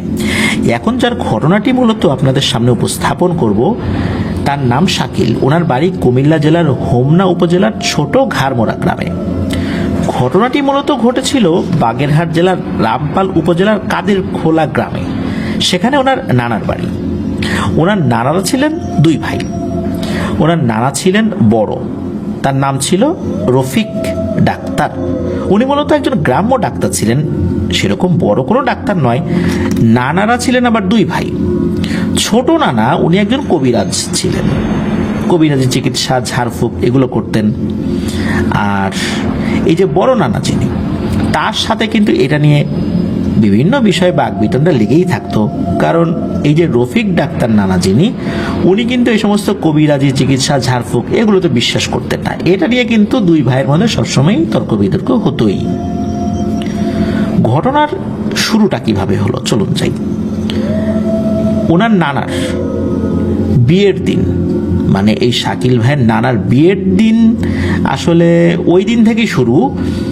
সালটা যে কত আসলে ঠিকভাবে আসলে জানাতে পারেন নাই, কারণ নানিও ঠিকভাবে আসলে বলতেও পারেন নাই যে এক্সাক্ট সালটা কত। আসলে গ্রামের ওই সময়ের প্রেক্ষাপটে ওনারা তো আসলে সাল ওইভাবে হিসাব করে রাখতেন না।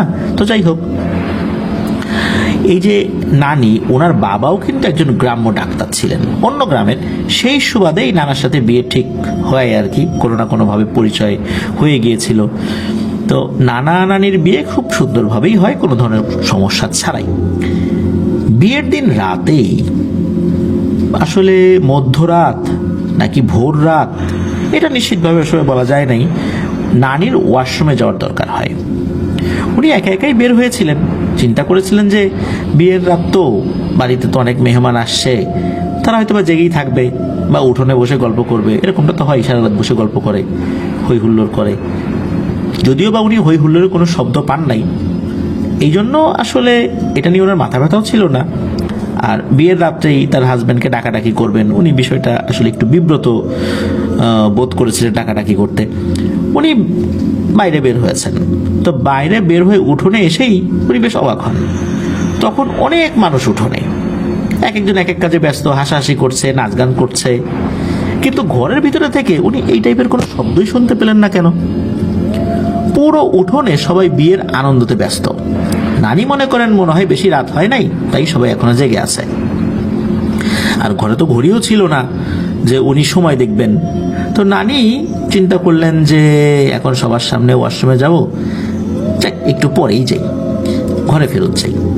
ওই চিন্তা করে উনি যখনই উঠোন থেকে পেছনে ফিরেছেন, পেছনে ফেরার পর উনি দেখেন, আরে কি ঘর কই, শুধু উঠোন। আর ওই সাইডটাতে অন্ধকার, বড় বড় গাছ। এরপর উনি চিন্তা করেন, ঠিক আছে দেখি আমার পেছনে যে লোকজন আছে এদের দিকে তাকাই। ওই দিকে তাকিয়ে দেখেন, আরে এই লোকগুলা কোথায় গেল, খালি উঠান, চারদিকে কেউ নাই। উনি একা একটা উঠোনে দাঁড়িয়ে আছেন, আর উঠোনের চতুর্দিকে বিভিন্ন ধরনের বড় বড় ভয়ঙ্কর গাছ, অন্ধকার সেই গাছগুলোর ওখানে। মনে হচ্ছে এমন নিকষ অন্ধকার, ওর ভিতর থেকে এখনই ভয়ঙ্কর কোনো কিছু বের হয়ে আসবে। শুধু উঠোনে উনি একা দাঁড়িয়ে আছেন। নানি তো অনেক ভয় পেয়েছেন, উনি সামনের দিকে দৌড় দিয়েছেন। এরপরে নানির আর কিছুই মনে নাই। সকালে উঠে দেখেন উনি ওনার ঘরে, চারদিকে অনেক মানুষ। নানি নাকি উঠোনে অজ্ঞান হয়ে পড়েছিলেন। বাড়ির মানুষ খুব ভোরবেলা নানিকে দেখতে পান। যদিও বা উঠোনের 3 দিকেই ঘর ছিল, তবুও উনি কোনো ঘরই দেখতে পান নাই। কেন এমনটা হলো? ওই উঠোনে রাতের বেলা যারা দাঁড়িয়ে আনন্দ উৎসব করছিল, এরা কারা ছিল? এখানে আরো একটি ব্যাপার বলে রাখা ভালো, যে ওনার পরিবারের লোকজন, মানে নানির পরিবারের লোকজনও কিন্তু ওই বাড়িতে ওই রাত্রে অবস্থান করছিলেন। তাহলে আনন্দ উৎসব করলে তো তার পরিবারের লোকজন সেখানে থাকার কথা ছিল, কিন্তু উঠোনে যাদেরকে দেখেছিলেন তাদের কাউকেই উনি চিনতেন না। না চেনার পেছনে উনি যেই যুক্তিটা ওই সময়ের মতো বের করেছিলেন, সেটা হলো, যেহেতু তার বিয়ে হয়েছে সবেমাত্র ওই দিন, ওই বাড়ির কাউকে চিনবেন না, ওই বাড়ির কোনো আত্মীয় স্বজনকে চিনবেন না, ওই গ্রামের কাউকে চিনবেন না, এটাই তো স্বাভাবিক। কিন্তু তাই বলে কি ওনার নিজের আত্মীয়দের মধ্যেও কেউ ওইখানে থাকবেন না? যাই হোক, এটা খুবই ভয়ঙ্কর একটা ব্যাপার ছিল। এরপরে কিন্তু 5-6 বছর কোনো ধরনের কোনো ভয়ঙ্কর ঘটনা ঘটে নাই, একদম স্বাভাবিক। যদিও বা আনুমানিক 5-6 বছর, আরো একটু বেশিও হতে পারে, নানি ঠিক জানাতে পারেন না আর কি। তো নানা রুগী দেখে বাড়ি ফিরছিলেন সন্ধ্যার পর পর, বেশি রাতও না, এশার আজানও তখনও দেয়নি। আকাশের চাঁদ ছিল, সম্ভবত জ্যোৎস্না রাত ছিল। তো নানার বাড়ির ঠিক একটু পেছনে একটি খাল রয়েছে, যেটা আগে অনেক বড় আকারে ছিল, এখন অবশ্য ছোট হয়ে গেছে। তো ওই খাল পাড়ে এসে নানা ওখানে দাঁড়িয়েছেন। কোনো সাঁকো ছিল না, ওই ভাটার সময় হেঁটেই পার হওয়া যেত। কারণ হচ্ছে বাগেরহাট, রামপাল এগুলো তো আসলে সমুদ্রের কাছাকাছি জায়গা, তো ওখানে কিন্তু জোয়ার ভাটা হয় সব জায়গাতেই, খালে নদীতে সব জায়গায় জোয়ার ভাটা হয়। তো ভাটার সময় তো হেঁটেই পার হওয়া যেত, আর অল্প কাদা থাকতো। খাল পার হয়ে একটু ঝোপ পার হলেই নানার বাড়ির উঠোন। তো উনি যখন খাল পার হচ্ছিলেন, হঠাৎ খেয়াল করেন ওনার উপরে একটা ছায়া পড়েছে। মানে ওনার সামনেও চাঁদের আলো, পেছনেও আলো, শুধু ওনার উপরেই ছায়া। ওনার আশেপাশে কোনো গাছও ছিল না, কারণ উনি খালের মাঝে। উনি এদিক সেদিক তাকান যে ছায়াটা পড়লো কিসের। উনি খেয়াল করেন ওনার থেকে মোটামুটি কিছুটা দূরে একটা ভয়ঙ্কর অবয়ব দাঁড়িয়ে আছে, যেটার পা ছিল খালের এপার আর অন্য পা ছিল খালের ওপার। এই দুই পায়ের মাঝ বরাবর দিয়ে নানাকে যেতে হবে। নানা তখন ওই দুই পায়ের মাঝ বরাবরের কাছেই ছিলেন। নানা দেখে কিন্তু অনেক ভয় পান সেদিন, কারণ উনি কিন্তু এসব বিশ্বাস করতেন না। সেই অবয়ব হঠাৎ করে নানাকে বলে ওঠে, এই রফিক, এইখানে দাঁড়িয়ে থাকবি, কোথাও যাবি না, আজকে তোর সাথে আমার কথা আছে। নানা একদম স্থির হয়ে গিয়েছিলেন, ভয়ে নড়তেও পারছিলেন না। আর এই কথা যখন শুনেছেন, কিসের কি দাঁড়িয়ে থাকা, উনি আর কোনো দিকে না তাকিয়ে দৌড় দেন ওনার বাড়ির দিকে, কাদার উপর দিয়ে হামাগুড়ি দিয়ে খাল পার হয়ে ঝোপের মধ্য দিয়ে দৌড় দেন। সেখানে কিছু বাঁশঝাড়ও ছিল। হঠাৎ করে ওনার উপর একটা বাঁশ পড়ে যায়। উনি মাটিতে লুটিয়ে পড়েন, আর বাঁশটা এমনভাবে পড়েছে উনি আর উঠতে পারেন না, বাঁশটাকে সরাতেও পারেন না। এইভাবে মাটিতে পড়ে থাকেন, মনে হচ্ছে বাঁশ দিয়ে তার পিঠের উপর চাপা দেওয়া হয়েছে। এমন সময় তিনি আবার সেই ভয়ঙ্কর কণ্ঠটা শোনেন। নানাকে বলে ওঠে, রফিক, তোর বংশ আমি শেষ করে দিব, তোর রক্তের কেউ আমার হাত থেকে রক্ষা পাবে না। তোকে দাঁড়াতে বলেছিলাম, কেন দাঁড়ালি না? নানা এ কথা শুনে এদিক সেদিক তাকান, কিন্তু কাউকে দেখতে পান না। হঠাৎ করে বাসটা আবার উপরে উঠে যায়। নানা দেরি না করে দৌড়ে বাড়িতে চলে যান আর নানিকে সব কথা খুলে বলেন। তখনও কিন্তু এশার আজানও দেয়নি, মাগরিবের পরপর। এরপরেই নানা অসুস্থ হয়ে পড়েন। যত দিন যায় উনি আরো অসুস্থ হতে থাকেন। একটা সময় পুরোপুরি বিছানায় শয্যাশায়ী হয়ে যান। এভাবেই বিছানায় দীর্ঘদিন অসুস্থ হয়ে পড়ে থাকার পর নানা পৃথিবীর মায়া কাটিয়ে আল্লাহর ডাকে সাড়া দিয়ে চলে যান। উনি মারা যাওয়ার পর নানি পড়ে যান বিশাল এক সমস্যার সাগরে। কারণ নানির যখন বিয়ে হয়েছিল তখন নানির বয়স ছিল 13 কি 14 বছর, আর নানা যখন মারা যান তখন তার বয়স 22-23 বছর। নানির মোট সন্তান ছিল 5 জন, 1 ছেলে 4 মেয়ে। আগেকার দিনে তো আসলে খুব তাড়াতাড়ি বিয়ে হয়ে যেত মেয়েদের। তো এরপর নানির বাবার বাড়ি থেকে নানিকে বিয়ে দেওয়ার কথা বলা হলেও নানি কিন্তু তার এই 5 জন সন্তানের কথা চিন্তা করে নানার বাড়িতেই আজীবন থেকে যাওয়ার সিদ্ধান্ত নেন। আর এভাবেই মানুষ থেকে বিভিন্ন ধরনের সাহায্য সহযোগিতা নিয়ে নানি তার সন্তানদেরকে বড় করতে থাকেন। নানা মারা যাবার কয়েক বছর পরেই রহস্যজনকভাবে নানির সুন্দর দাঁতগুলো একে একে পড়ে যেতে থাকে। এভাবে খুবই অল্প বয়সে নানির সব দাঁতগুলো পড়ে যায়। কেন এমনটা হয়েছিল কেউ বলতে পারে না। আর এটা নিয়ে যে উনি ডাক্তার দেখাবেন, কিভাবে দেখাবেন, যেখানে তার 5 জন সন্তানের আহার জোগাতেই মানুষের কাছে সাহায্য সহযোগিতা চাইতে হয়, সেখানে উনি দাঁতের চিকিৎসা কি করাবেন?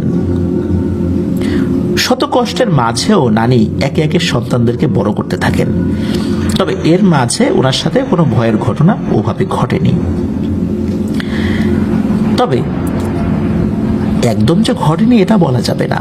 হঠাৎ করে একদিন উঠোনে নানির যে 4 মেয়ে, এই 4 মেয়ে খেলা করছিল। বাড়িতে একটা তেঁতুল গাছ ছিল, তেঁতুল গাছের নিচে খেলা করছিল। তো এর মধ্যে কিন্তু এই শাকিল ভাইয়ের মা ছিল, মানে মা খালা সহ 4 বোন। হঠাৎ করে কি হয়, এদের মধ্যে যিনি সবচেয়ে ছোট তার নাম ছিল হলো ছুট্টি। তার বয়স ওই সময় ছিল 2 থেকে 3 বছর। তার উপরে তেঁতুল গাছের একটি ডাল ভেঙে এসে পড়ে। ডালটা যে খুব বড় আবার খুব ছোট বিষয়টা এরকম না, মাঝামাঝি আকার একটা ডাল ছিল। খুব যে আঘাত পেয়েছেন বিষয়টা এরকমও না, কিন্তু হালকা একটু টাচ লাগার পরেই এই ছুট্টি খালা অজ্ঞান হয়ে যান। যখন তার জ্ঞান ফেরে এরপর থেকে তার আচরণের পরিবর্তন দেখা যায়। কোনো কারণ ছাড়াই অতিরিক্ত হাসা, একা একা কথা বলা, হঠাৎ করে চুপ হয়ে যাওয়া, মানে বাচ্চাদের মতো আচরণ ছিল না তার, অন্যরকম আচরণ হয়ে যায়। ছুট্টি খালা উন্মাদের মতোই হয়ে যান, বদ্ধ উন্মাদ এটা বলা যাবে না। এখনো ছুট্টি খালা এভাবেই আছেন। ওনার এই সমস্যার কারণে উনি আর ঘর সংসার করতে পারেননি, বিয়ে হয়নি ওনার। এরপর কেটে যায় অনেকটা বছর। শাকিল ভাইয়ের মামা, যিনি নানির একমাত্র ছেলে, সবার বড়, তার বিয়ে দেবেন ঠিক করেন নানি। এরপর মেয়ে দেখে বিয়েও দেন মামার। মামার সংসারটা সুখেরই ছিল, চলতে থাকে এইভাবেই। এক ছেলে এক মেয়ে হয় ওনার। কিন্তু হঠাৎ করে একদিন শাকিল ভাইয়ের মামা বাজার করতে গিয়েছিলেন। বাজার থেকে ফেরত আসার পর উনি একটা ভয়ঙ্কর দৃশ্য দেখেন। উনি বাড়িতে ফেরত আসার পর দেখেন যে মামি গলায় দড়ি দিয়ে আত্মহত্যা করেছেন, আর মেঝেতে বসে তার ছেলে মেয়ে তাকিয়ে আছে। বাচ্চা কাচ্চা তো ছোট ছোট ছিল, তারা কান্না করছিল, শুধু তাকিয়েছিল মায়ের দিকে। তারা মনে করেছিল মা মনে হয় ঘুমাচ্ছে। আসলে এই ঘুম তো কোনোদিন ভাঙবে না। মামা খুবই অবাক হন। কোনো ধরনের মনোমালিন্য নেই, ঝগড়া নেই, দুজনের মধ্যে ভালোই বোঝাপড়া ছিল। হঠাৎ করে কেন মামি এমনটা করলেন? এমনটা না যে তার শাশুড়ির সাথে ঝগড়া হয়েছে, তাও না, নানিও বলতে পারেন না কেন এমনটা হয়েছে। শুধু এতটুকু বলেছিলেন যে উনি রান্না করছিলেন, এরপর হঠাৎ করে উঠে চলে গেলেন। তারপরে দেখা গেল এই অবস্থা। এই ঘটনার পর মামার মেয়েটাকে মামা নিয়ে যান, আর মামির ভাইয়েরা মামার ছেলেকে রেখে যান নানির কাছে। এরপর একসময় বড় খালারও বিয়ে হয়ে যায়, যার নাম হলো সাফারা। সেখানেও কিছুদিন পর খালু আবার দ্বিতীয় বিয়ে করেন। তবুও খালা সংসার করতে থাকেন, কারণ নানির কাছে তো অভাব ছাড়া উনি আর কিছুই পান নাই। এর কিছুদিন পর মেঝু খালার বিয়ে হয়ে যায়, যার নাম হচ্ছে নেদি। তার সংসারেও তার দুটি মেয়ে হয়। তারাও ছোট ছোট থাকতে খালা কোনো কারণ ছাড়াই রহস্যজনকভাবে গলায় দড়ি দিয়ে আত্মহত্যা করেন। সংসারে কোনো রকমের কোনো অশান্তি ছিল না। কেন উনি এমন করলেন কেউ জানে না। নেদি খালা বেঁচে থাকতেই এই শাকিল ভাইয়ের মায়ের বিয়ে হয়। সেই বিয়ে নেদি খালা আর ওনার স্বামী মানে ওনার খালু মিলে দিয়েছিলেন। শাকিল ভাইয়ের বাবার বাড়ি কুমিল্লাতে। শাকিল ভাইয়ের মামা আর ওনার বাবা একই সাথে কাজ করতেন, সেই সুবাদেই মূলত বিয়েটা হয়েছিল। এরপর ওনার মায়ের প্রথম সন্তান হয় বিয়ের 2 বছর পরেই, আর এর কিছুদিন পরেই নাকি সে মারা যায়। এর 3 বছর পর শাকিল ভাইয়ের জন্ম হয়, আর ওনার জন্মের কিছুদিন পর থেকেই ওনার মা অসুস্থ হয়ে পড়েন। মাসে কিছুদিন অসুস্থ থাকেন, আবার কিছুদিন সুস্থ থাকেন, এভাবেই চলতে থাকে। নানান ধরনের আসলে চিকিৎসা করা হয়েছিল, তারপরেও আসলে জানা যায় নাই যে আসলে সমস্যাটা কি। এক একটা টেস্টে এক এক ধরনের রোগ ধরা পড়ত। সবসময় বলা হতো যে আসলে উনি বেশি দিন বাঁচবেন না। উনিও সবসময় বলতেন উনি যে কোনো সময় মারা যাবেন। 2007 সালে এই শাকিল ভাইয়ের বয়স যখন ছিল 12 বছর, তখন শাকিল ভাইয়ের মা মারা যান। মামা তার স্ত্রী গলায় দড়ি দিয়ে আত্মহত্যা করার পর ঢাকায় চলে আসলেন। এরপর নাকি উনি অগণিত বিয়ে করেছেন, যার হিসাব রাখাও কষ্টকর। উনি কেন এমন করেন কারো জানা নেই। ওনাকেও জিজ্ঞেস করা হয়েছিল এই বিষয়ে, উনি কিছুই বলেন না। কোনো একজনকে বিয়ে করেন, সুন্দরভাবে সংসার করেন, সন্তানাদিও হয়। এরপর হঠাৎ করে উনি তাদের ফেলে কোথায় যেন চলে যান, আবার সেখানে বিয়ে করেন। এর অনেক বছর পর মামার ছেলে, যিনি নানির কাছে বড় হয়েছেন, উনি পারিবারিকভাবেই বিয়ে করেন। ওনার সংসারে একটি মেয়ে হয়। তার কিছুদিন পর ওই একই জায়গাতে যেখানে মামি গলায় দড়ি দিয়ে আত্মহত্যা করেছিলেন, সেখানে একটি ঘর তোলেন ওনার সেই মামাতো ভাই। সেই ঘরেই এই শাকিল ভাইয়ের ভাবি গলায় দড়ি দিয়ে আত্মহত্যা করেন, কোনো কারণ ছাড়াই, কোনো সমস্যা ছিল না। এরপর ওনার আর এক মামাতো ভাই তার মেয়েকে ওনার নারীর কাছে ফেলে ঢাকায় চলে আসেন। সেও ওই মামার মতো একই কাজ করতে থাকে, একাধিক বিয়ে করে, কিছুদিন পর সংসার রেখে উদাও হয়ে যায়, এরকম চলতে থাকে। ওনার নানি সেই ছোট্টি খালাকে নিয়ে এখনো সেই নানা বাড়িতেই থাকেন। তার 2 মেয়ে মারা গেল, 1 মেয়ে পাগল, 1 ছেলে দেশান্তরী, 1 মেয়ে সতীনের সংসার করছে। প্রিয় লিসেনার্স, মনে হতে পারে না ওই যে সেই খালপাড়ের সেই অবয়বটার কারণে এমনটা হয়েছে? না, এখন আসেন ঘটনার মূল টুইস্টে চলে যাব। এত বড় ঘটনা ঘটছে, এর পেছনে দায়ী কে? সুন্দর একটি পরিবারের এই ভয়ঙ্কর ছন্নছাড়া অবস্থা, এর পেছনে যিনি দায়ী তিনি আর কেউ নন, শাকিল ভাইয়ের নানার আপন ছোট ভাই যিনি কবিরাজি করতেন, তিনি মূলত ভয়ঙ্কর ব্ল্যাক ম্যাজিক করেছিলেন, যার কারণে এই অবস্থা। উনিও মারা গেছেন, অনেক বছর হয়ে গেছে। মারা যাবার আগে ওনার জবান বন্ধ হয়ে গিয়েছিল, শরীরের এক পাশ অবশ হয়ে গিয়েছিল। ওনার টাকা পয়সা সম্পত্তি কোনো কিছুরই কমতি ছিল না, কিন্তু উনি কখনোই শাকিল ভাইয়ের নানিকে সাহায্য করেন নাই, যদিও বা তার আপন বড় ভাবি ছিল। যখন ওনার জবান বন্ধ হয়ে যায় তখন নাকি শাকিল ভাই ওনাকে দেখতে গিয়েছিলেন। সেখানে কথায় কথায় বলেছিলেন যে আপনার পরিবারটা কত সুন্দর, আর আমার নানার পরিবার দেখেন আচ্ছন্ন ছাড়া। সেই কবিরাজ নানা কথা বলতে পারতেন না। শাকিল ভাই দেখলেন ওই কবিরাজ নানা কান্নাকাটি করছেন, এরপর ডান হাতে লিখে জানালেন আমার দোষেই এমনটা হয়েছে। শুধু এতটুকুই লিখতে পেরেছিলেন। এই কথার আগামাথা উনি তখন বুঝতে পারেন নাই, তবে উনি মারা যাওয়ার পর বুঝতে পেরেছিলেন। ওনার যে এত টাকা পয়সা, বাড়ি আজ খালি পড়ে আছে, কারণ উনি মারা যাওয়ার কিছুদিন পর ওনার একমাত্র মেয়েকে তার স্বামী তালাক দিয়ে দেন। 15 বছরের সংসার, ছেলে বড় হয়ে গেছে, তবুও কেন তালাক দিলেন কেউ জানে না। তালাক দিয়েই স্বামী উধাও। এক ছেলে বিয়ে করে চিটাগাঙে থাকেন, বাড়িতে আসেন না। আর এক ছেলে এই শাকিল ভাইয়ের মায়ের থেকেও বয়সে বড়, কিন্তু এখনো বিয়ে করেন নাই। উনি নাকি কোনো মহিলাকে সহ্যই করতে পারেন না, উনি একাই একটা বাড়িতে থাকেন। তার বোন, সেই বোনের ছেলে, মা সহ মংলাতে ভাড়া থাকেন। অথচ তাদের বিশাল ভূসম্পত্তি ছিল। ঠিক শাকিল ভাইয়ের নানার পরিবারের মতো তাদের পরিবারও আচ্ছন্ন ছাড়া। আসলে শাকিল ভাই বলতে পারেন না কেন ছোট নানা এই কাজটি করলেন। এই যে কবিরাজি নিয়ে আর ডাক্তারি বিদ্যা নিয়ে যে ঝগড়া হতো, তার কারণে কি এমনটা করেছিলেন? যদি করেই থাকেন, কাজটা কি ঠিক হয়েছে? নিশ্চয়ই না। আসলে এই ঘটনাটির কয়েকটা অংশ ভয়ঙ্কর হলেও প্রিয় লিসেনার্স, আপনারা একবার ভেবেছেন ব্ল্যাক ম্যাজিক আসলে ভয়ঙ্কর থেকেও ভয়ঙ্করতম। ভয়ের ঘটনা ঘটলো, ভয় পেল, ঝাড়ফুঁক করলো, ঠিক হয়ে গেল। জিন মানুষের কতটুকু ক্ষতি করে, তার থেকেও মানুষ মানুষের বেশি ক্ষতি করে। এই ঘটনা শুনেই তো আমরা বুঝতে পারলাম কিভাবে একটি পরিবার, সুন্দর পরিবার ছন্নছাড়া হয়ে যাচ্ছে, কারণ ছাড়াই মানুষ আত্মহত্যা করছে। এই জন্য অনেক ঘটনায় আমি কিন্তু বলে থাকি প্রিয় লিসেনার্স, সব আত্মহত্যা কিন্তু আত্মহত্যা না। কিছু আত্মহত্যার রহস্য আমরা বুঝতে পারি না। প্রিয় লিসেনার্স, আসলে কি বলবো, এই ঘটনা শাকিল ভাই লিখেছেন, আমার পড়তে গিয়েও খুব কষ্ট হচ্ছিল। কারণ যার পরিবার এই ধরনের ঘটনা ঘটে তারা বুঝতে পারেন যে জ্বালাটা কতটুকু।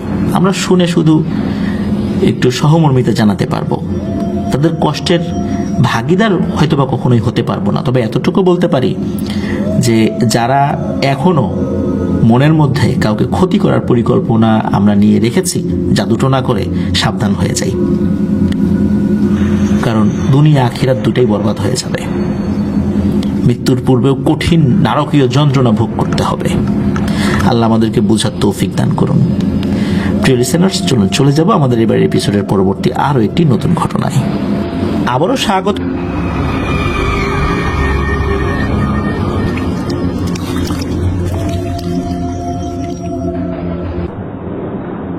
আবারও স্বাগতম জানাচ্ছি প্রিয় লিসেনার্স আমাদের 139তম এপিসোডের নতুন আরো একটি ঘটনায়।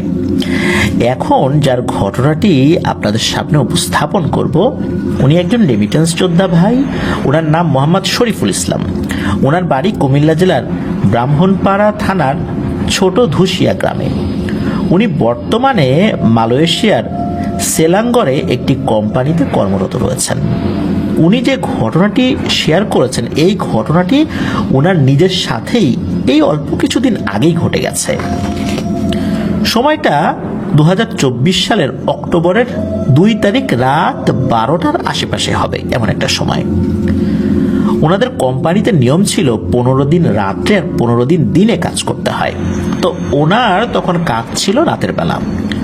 উনি কাজ শুরু করেছেন রাত 8টা থেকে, আর 4 ঘন্টা কাজ করার পর ওনাদের রাতের খাবারের সময় হয়, তখন রাত বাজে 12টা। এই জন্যই 12টা যে বাজে এইটার একটা সময়ের হিসাব ওনার কাছে ছিল, আর 12টার আশেপাশে 12টা 10-15 এরকম একটা সময় হবে তখন। তো উনি সবসময় খাবার মেসে খেতেন, কিন্তু ওই দিন কিছু সমস্যার কারণে মেসে রান্না হয়নি, তাই মনে মনে ঠিক করলেন যে ওই রাত্রে উনি হোটেলে খাবেন। তো সেই চিন্তা করেই ওনার কোম্পানি থেকে মোটামুটি 10 মিনিট হাঁটলেই একটি হোটেল রয়েছে। হোটেলটার নাম হচ্ছে মালয়েশিয়া কে হোটেল। ওইটা নাকি 24 ঘন্টায় খোলা থাকে। উনি একাই বেরিয়ে পড়লেন হোটেলের উদ্দেশ্যে। ওনার কোম্পানি থেকে ওই হোটেলে যাওয়ার রাস্তা দুইটা, একটা মেইন রোড দিয়ে আর আরেকটা হলো একটি বন্ধ হয়ে যাওয়া কোম্পানির পাশ দিয়ে। মেইন রোড দিয়ে গেলে একটু ঘুরে যেতে হয়, আর ওই বন্ধ হয়ে যাওয়া কোম্পানির পাশ দিয়ে গেলে একটু তাড়াতাড়ি যাওয়া যায়। তো উনি ওই কোম্পানির পাশ দিয়ে যাওয়া শুরু করলেন। 2019 সালে এই কোম্পানিতে আগুন লাগার কারণে এটি নাকি বন্ধ করে দেওয়া হয়েছে। তো উনি ওই কোম্পানির পাশ দিয়ে হেঁটে যাচ্ছেন মোবাইল টিপতে টিপতে।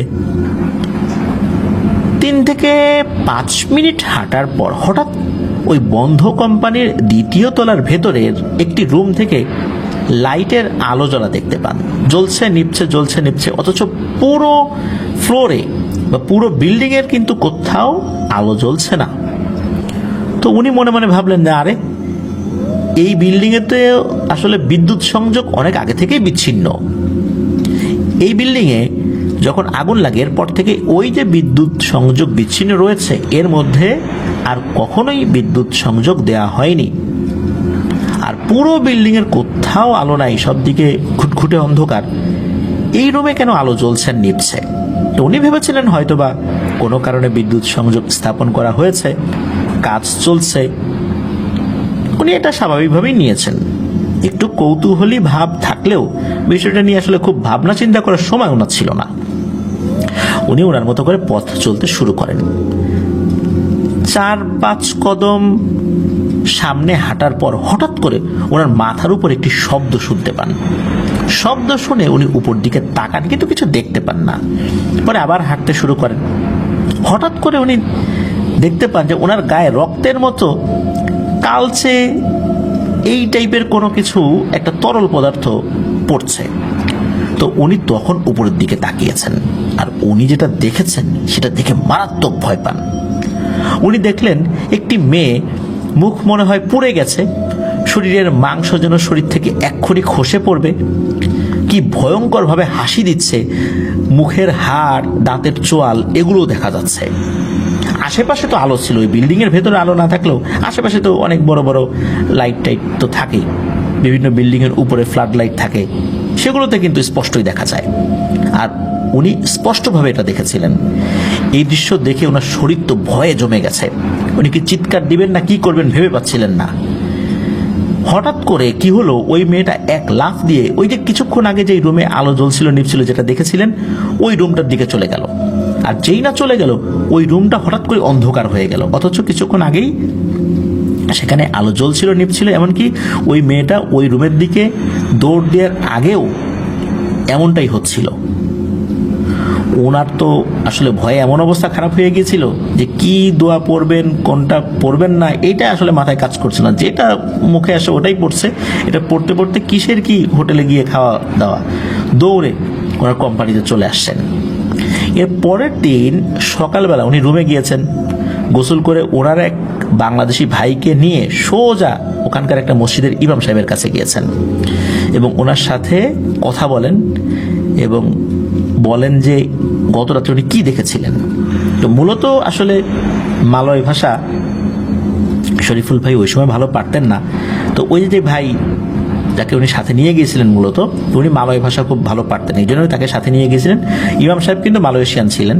তো ইমাম সাহেবকে যখন মালয়েশিয়ান ভাষায় বুঝিয়ে দিলেন, এরপর ওই মালয়েশিয়ান হুজুর একটি মর্মান্তিক তথ্য দেন। উনি বললেন যে এই যে কোম্পানিটা, এই কোম্পানিটা ছিল চায়না মালিকানাধীন একটি প্লাস্টিক কোম্পানি। হঠাৎ করে অসাবধানতাবশত ওই কোম্পানির একটি পাশে আগুন ধরে যায় এবং খুবই দ্রুততম সময়ের মধ্যে আগুনটা ওই বিল্ডিংয়ের বিভিন্ন ফ্লোরে ছড়িয়ে পড়ে। আগুন লাগার পর অনেক কর্মী আগুনে পুড়ে নিহত হয়েছেন, আহতও হয়েছেন। যারা আহত হয়েছেন এদের অবস্থাও খুব শোচনীয়। এর মধ্যে ওই কোম্পানিতে একটি মেয়ে, অনেক মেয়ে কাজ করত, অনেকে বের হতে পারছিলেন, তবে একটি মেয়ে পুড়ে মারা যায় যার নাম ছিল মোহিনী দাস। মোহিনী দাস মারা যাওয়ার পর তার অবস্থা এমন হয়েছিল যে আসলে ওর ডেড বডি শনাক্ত করা যায় না, এমন একটা অবস্থা। তবে যারা মারা গিয়েছিল তার মধ্যে একজন মেয়ে ছিল যার নাম মোহিনী দাস, এটা নিশ্চিত হতে পেরেছিলেন। আসলে এমন একটা অবস্থা, কোনটা ছেলের লাশ কোনটা মেয়ের লাশ কোনোভাবেই তো আসলে বোঝার উপায় নাই। তো এরপরে ওই কোম্পানি আসলে পরিত্যক্ত হয়ে যায়, এখনো ওই অবস্থাতেই পড়ে রয়েছে। আর ওই ঘটনার পর থেকে অনেকেই নাকি ওই মেয়েটাকে দেখতো, ওই ভয়ঙ্কর ভয়ে পুড়ে যাওয়া অনেকেই নাকি দেখেছেন। আর শরীফুল ভাইও সেই অনেকের মধ্যে একজন। বিভিন্ন সময় রাতের বেলা কোনো একটা রুমে আলো জ্বলতে দেখা যায় আজও। এর রহস্য কি তা অনেকেই জানে না। প্রিয় লিসেনার্স, এটি ছিল ঘটনা। অনেক সময় কিন্তু পুড়ে যাওয়া এই ধরনের কোনো স্থাপনা থেকে এই ধরনের ভয়ঙ্কর ঘটনা ঘটার সংবাদ আমরা শুনতে পাই। মূলত যেখানে এইভাবে নির্মম মৃত্যু হয় সেখানে অনেক দুষ্ট জিনেরা আশ্রয় গ্রহণ করে। আর পরিত্যক্ত যে কোনো জায়গায় তো জিনেরা আশ্রয় গ্রহণ করে। তখন মানুষকে একটা ভীতিকর পরিবেশ পরিস্থিতির সৃষ্টি করে সেই একটা ট্রমার মধ্যে মানুষকে রাখে আর কি, যাতে ওখানে মানুষ না যায় এবং তারা তাদের কার্য সিদ্ধি করতে পারে। তো এই ধরনের ঘটনাগুলোর ক্ষেত্রে এটাই হয়, কারণ মানুষ মারা গেলে তাদের আত্মা তো আর ফেরত আসতে পারে না, আত্মা থাকে বারজাখের জীবনে। অনেকেই মনে করে মানুষ মারা যাওয়ার পর 40 দিন তাদের আত্মা ঘোরাফেরা করে। এটা আসলে সত্য নয়। মানুষ মারা যাওয়ার পর মানুষের আত্মা বারজাখের জীবনে চলে যায়, যেখান থেকে আসার কোনো সুযোগ নেই। ধন্যবাদ জানাচ্ছি শরীফুল ইসলাম ভাইকে ওনার সাথে ঘটে যাওয়া এমন একটি ঘটনা আমাদের সাথে শেয়ার করার জন্য। প্রিয় লিসেনার্স, চলুন চলে যাব আমাদের এবার এপিসোডের পরবর্তী আরো একটি নতুন ঘটনায়।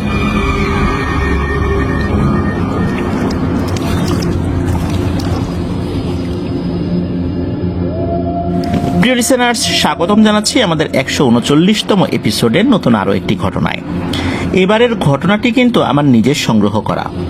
আমি কয়েকদিন আগে একজন রিক্সা চালক ভাইকে নিয়ে লাইভ করেছিলাম, আপনারা সেটা দেখেছেন, যার নাম ছিল মোহাম্মদ মিন্টু মিয়া। ওনার বাড়ি সিরাজগঞ্জ জেলার কাজীপুর উপজেলার মেঘা নামক গ্রামে। যদিও বা ওনার আসল বাড়ি নদী ভাঙনে চলে গেছে, উনি বর্তমানে গাজীপুর জেলার মাওনা মাস্টার বাড়ি এলাকাতে থাকেন, বিডি ফুড যেই ফ্যাক্টরিটা রয়েছে এর পেছনে। আমি যখন ভাড়া দিতে যাই তখন হঠাৎ করে আমি দেখলাম যে উনি আমাকে বললেন যে স্যার, আমার ডান হাত কাজ করে না, বাম হাত দিয়ে নিচ্ছে, কিছু মনে করেন না, ডান হাতে শক্তি পাই না, গাছ কাটতাম তো মাথার উপর গাছ পড়ে আমার এই অবস্থা হয়েছে, এখন রিক্সা চালাই। তখন আমার একটু আগ্রহ জন্মালো, তখন তার সাথে আমি কথা বললাম। আর ওই লাইভটা তো অনেকেই দেখেছেন, ওনার সাথে কি কথোপকথন হয়েছে। তো ওনার কাছ থেকেই মূলত একটি ঘটনা সংগ্রহ করলাম, যেই ঘটনার প্রেক্ষাপটে ওনার ওই অবস্থাটা হয়েছিল। এটা মোটামুটি এখন থেকে যে খুব বেশি দিন আগের তা না, উনি ছোটবেলা বলতে যখন কিশোর বয়স তখন থেকে গাছ কাটতেন। গাছ কাটা ওনার খুব পারদর্শিতা ছিল। উনি ওরকম স্বাস্থ্যবান লোক না হলেও খুব অ্যাক্টিভ, আর চিকন লোক তো একদম গাছের মাথায় উঠে যেতে পারতেন, কোনো সমস্যা হতো না। এভাবে গাছ উনি কাটতেন। তো একবার কি হয়, ওনাদের এলাকারই একটি গাছ কাটার কন্ট্রাক্ট উনি পান। উনি গাছ কাটতে যাবেন তার আগে কিন্তু রাতের বেলা ওনাকে স্বপ্ন দেখানো হয়, যেটা অন্যান্য ক্ষেত্রেও হয় আর কি। স্বপ্নে দেখানো হয় যে তুই কিন্তু গাছ কাটবি না, তাহলে কিন্তু তোর ক্ষতি হয়ে যাবে। কেমন ক্ষতি হবে? সারা জীবন তোকে বহন করতে হবে এই ক্ষতি। এখন ওনার দুটো বাচ্চা লেখাপড়া করে, এক বাচ্চা তখন ক্লাস 9-এ পড়ে। এসব স্বপ্নের কথা চিন্তা করলে তো ওনার সংসার চলবে না। আর গাছটা যে খুব বড় ছিল বিষয়টা এরকমও না। উনি গাছটি কাটতে যান, তো যখন কাটতে যাবেন ওই গাছ তলাতে উনি এসেছেন, তখন একজন মহিলা বাচ্চা কোলে ওনার দাদির সুরতে আসছেন, অথচ ওনার দাদি অনেক আগেই মারা গিয়েছেন। ওনার দাদির সুরতে আসার পর তাকে বলছেন, এখান থেকে চলে যা, তোকে আমি টাকা দিব, যা। উনি চিন্তা করছেন যে আমার দাদি তো মারা গেছেন, এই লোককে আর এসব জিন ভূতে টাকা দিবে, এগুলোকে বিশ্বাস করা যায়? উনি আসলে বিষয়টা গুরুত্ব দেন নাই, কারণ উনি বুঝতে পেরেছিলেন যে বিষয়টা স্বাভাবিক না। এতটুকু বুদ্ধি কিন্তু ওনার ছিল, এবং উনি ওই মায়াজালে আকৃষ্ট হয়ে যে তার কথায় কাজ করেছেন বিষয়টা এরকমও না। তো উনি বলেন যে না হে বাবু, আমি এইটার কন্ট্রাক্ট নিছি, আমার এখন ফেরত যাওয়ার কোনো উপায় নেই, অ্যাডভান্স টাকাও নিয়ে ফেলছি, এখন আমি আর যেতে পারবো না। এরপর কি হয়, হঠাৎ করে ওই মহিলাটা অদৃশ্য হয়ে যায়। তখন উনি কিছুটা ভয় পান যে আসলে বললাম তো, কাজ কি করবো না করবো না, করবো না করবো না, এইটা নিয়ে উনি একটা দ্বিধাদ্বন্দ্বে পড়ে যান।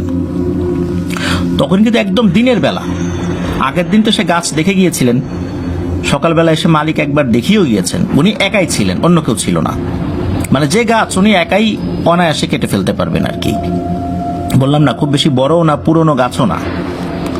তো উনি গাছ কাটা শুরু করবেন, হঠাৎ করে মনে হলো চতুর্দিকে অন্ধকার হয়ে গেল, একদম ঘুটঘুটে অন্ধকার, অথচ দিনের বেলা। উনি চারদিকে তাকিয়ে আর কিছুই দেখতে পাচ্ছেন না, চারদিকে নিকষ কালো অন্ধকার। হঠাৎ করে এমন অন্ধকার হয়ে গেল কেন? উনি এই বিষয়টা চিন্তা করে বেশ ভয় পান। তখন সিদ্ধান্ত নেন একবার যে গাছ উনি কাটবেন না। হঠাৎ করে আরো একটা জিনিস দেখেন, সেটা হলো একটা মুরগির সাথে অনেকগুলো বাচ্চা, মুরগির বাচ্চা, এই জিনিসগুলো ওনার পায়ের কাছ দিয়ে ঘুরছে। ওই মা মুরগি ঘুরছে, তার সাথে সাথে বাচ্চাগুলো ঘুরছে, বাচ্চা 7-8টা বাচ্চা হবে আর কি, ওনার পায়ের কাছ দিয়ে ঘুরছে। এই মুরগির বাচ্চাটা কিছুক্ষণ ঘোরার পর হঠাৎ করে আর একটা জায়গায় গিয়ে অদৃশ্য হয়ে গেল। এরপর আবার হঠাৎ করেই চারদিকে আলোকিত হয়ে গেল, যেমনটা হঠাৎ করে অন্ধকার হয়ে গিয়েছিল ঠিক তেমন ভাবেই আবার চারদিকে আলোকিত হয়ে গেল। এরপর উনি চিন্তা করলেন যে মনে হয় ওনার কোনো হ্যালুসিনেশন হয়েছে, এরকম কিছু একটা আর কি, এরকম তো হতেই পারে। আর গাছ কাটতে গিয়ে ছোটখাটো বিপদে আসলে পড়বেন না, এটা তো আসলে বলার কোনো অপেক্ষাই রাখে না, কারণ উনি এর আগেও গাছ কাটতে গিয়ে ছোটখাটো কিছু সমস্যার মুখোমুখি হয়েছেন। তাছাড়া ওনার যারা ওস্তাদ ছিলেন তাদের কাছ থেকে অনেক সময় অনেক পরামর্শ গ্রহণ করেছেন এই ধরনের সিচুয়েশনে কি করতে হবে, কোন গাছ কাটবেন কোন গাছ কাটবেন না। যখন দেখলেন যে একদিন স্বপ্নে দেখেছেন, তারপর এমনি এরকম কিছু জিনিস উনি দেখলেন, এই গাছ কাটাই যায়। এরপরই উনি ওনার জীবনের সবচাইতে ভয়ঙ্কর সিদ্ধান্তটা নিলেন। ওনার হাতে থাকা কুঠার বা কুড়াল যেটা, এটা দিয়ে যেই না ওই গাছের গোড়ায় কোপ দেবেন, তখনও দেন নাই, হঠাৎ করে মনে হলো ওই গাছটা ওনার মাথার উপরে পড়েছে।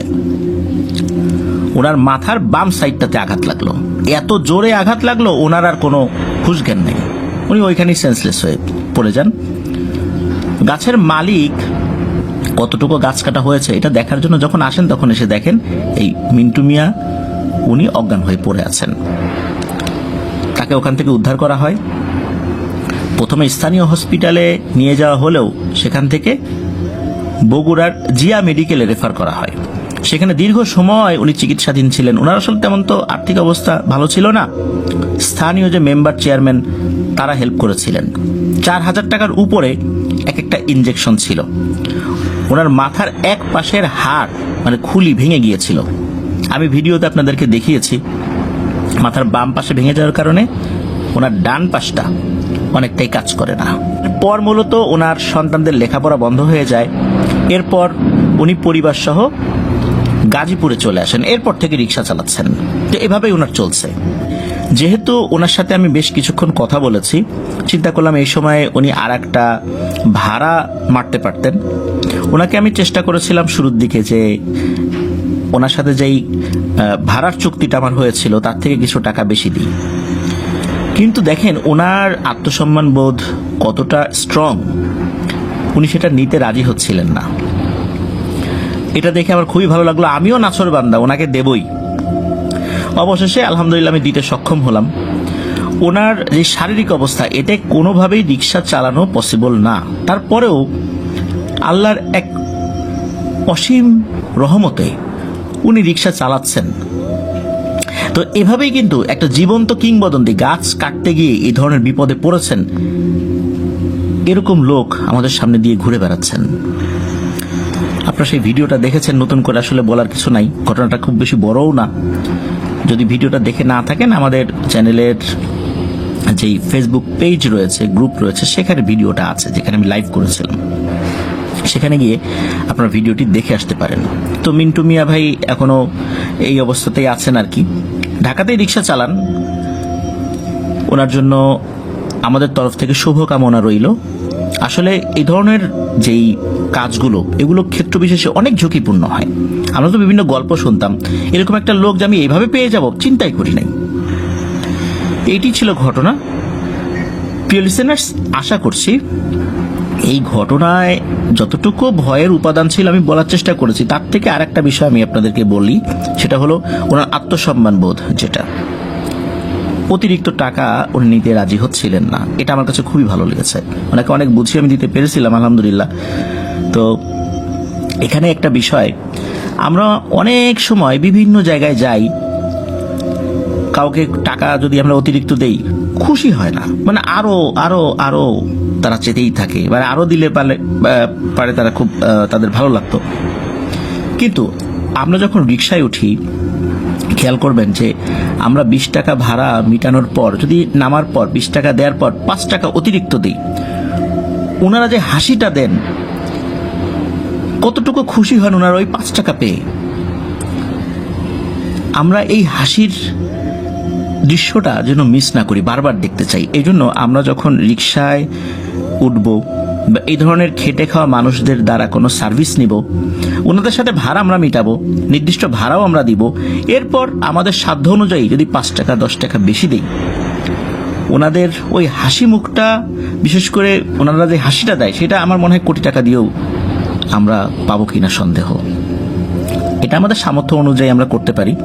তো এই জিনিসটা আমরা চেষ্টা করব আমাদের সামর্থ্য অনুযায়ী। এটা আমার লিসেনারদের প্রতি অনুরোধ রইল। এই প্র্যাকটিসটা আমিও করার চেষ্টা করি এবং অনেককেই আমি সেটা শেখাই, আমার স্টুডেন্টদেরকেও শেখাই। এটা একটা ভালো প্র্যাকটিস। খেটে খাওয়া মানুষদেরকে কিছুটা বকশিশ দেয়া, এটা আল্লাহ খুশি হন। তাদের খেটে খাওয়ার পথে আমরা যেমন সহায়ক হচ্ছি, সেই সাথে এক্সট্রা কিছু জিনিস তাকে দিলাম। বর্তমান বাজারে সবকিছুর যে দাম, তাতে করে এই মানুষগুলোর বেঁচে থাকাটাই অনেক কঠিন। আমাদের একটু একটু ভালোবাসা তাদের চলার পথে অনেকটাই সহায়ক হবে। আল্লাহ আমাদেরকে কবুল করুন। প্রিয় লিসেনার্স, চলুন চলে যাব আমাদের এবারের এপিসোডের পরবর্তী আরো একটি নতুন ঘটনায়।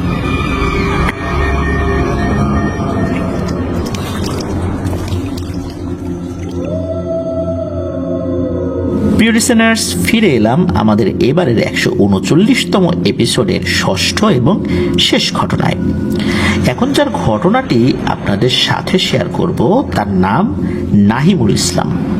ওনার দেশের বাড়ি রাজশাহীতে, তবে কর্মসূত্রে উনি জয়পুরহাটে থাকেন। সেখানকার একটি প্রাইভেট কোম্পানিতে উনি চাকরি করছেন।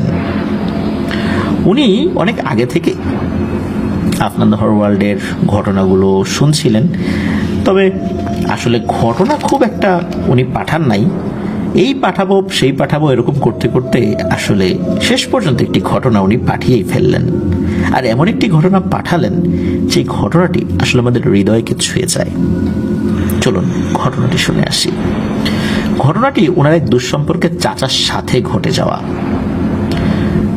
আর ঘটনাটির সময়কাল 1980 থেকে 83 সালের দিকে।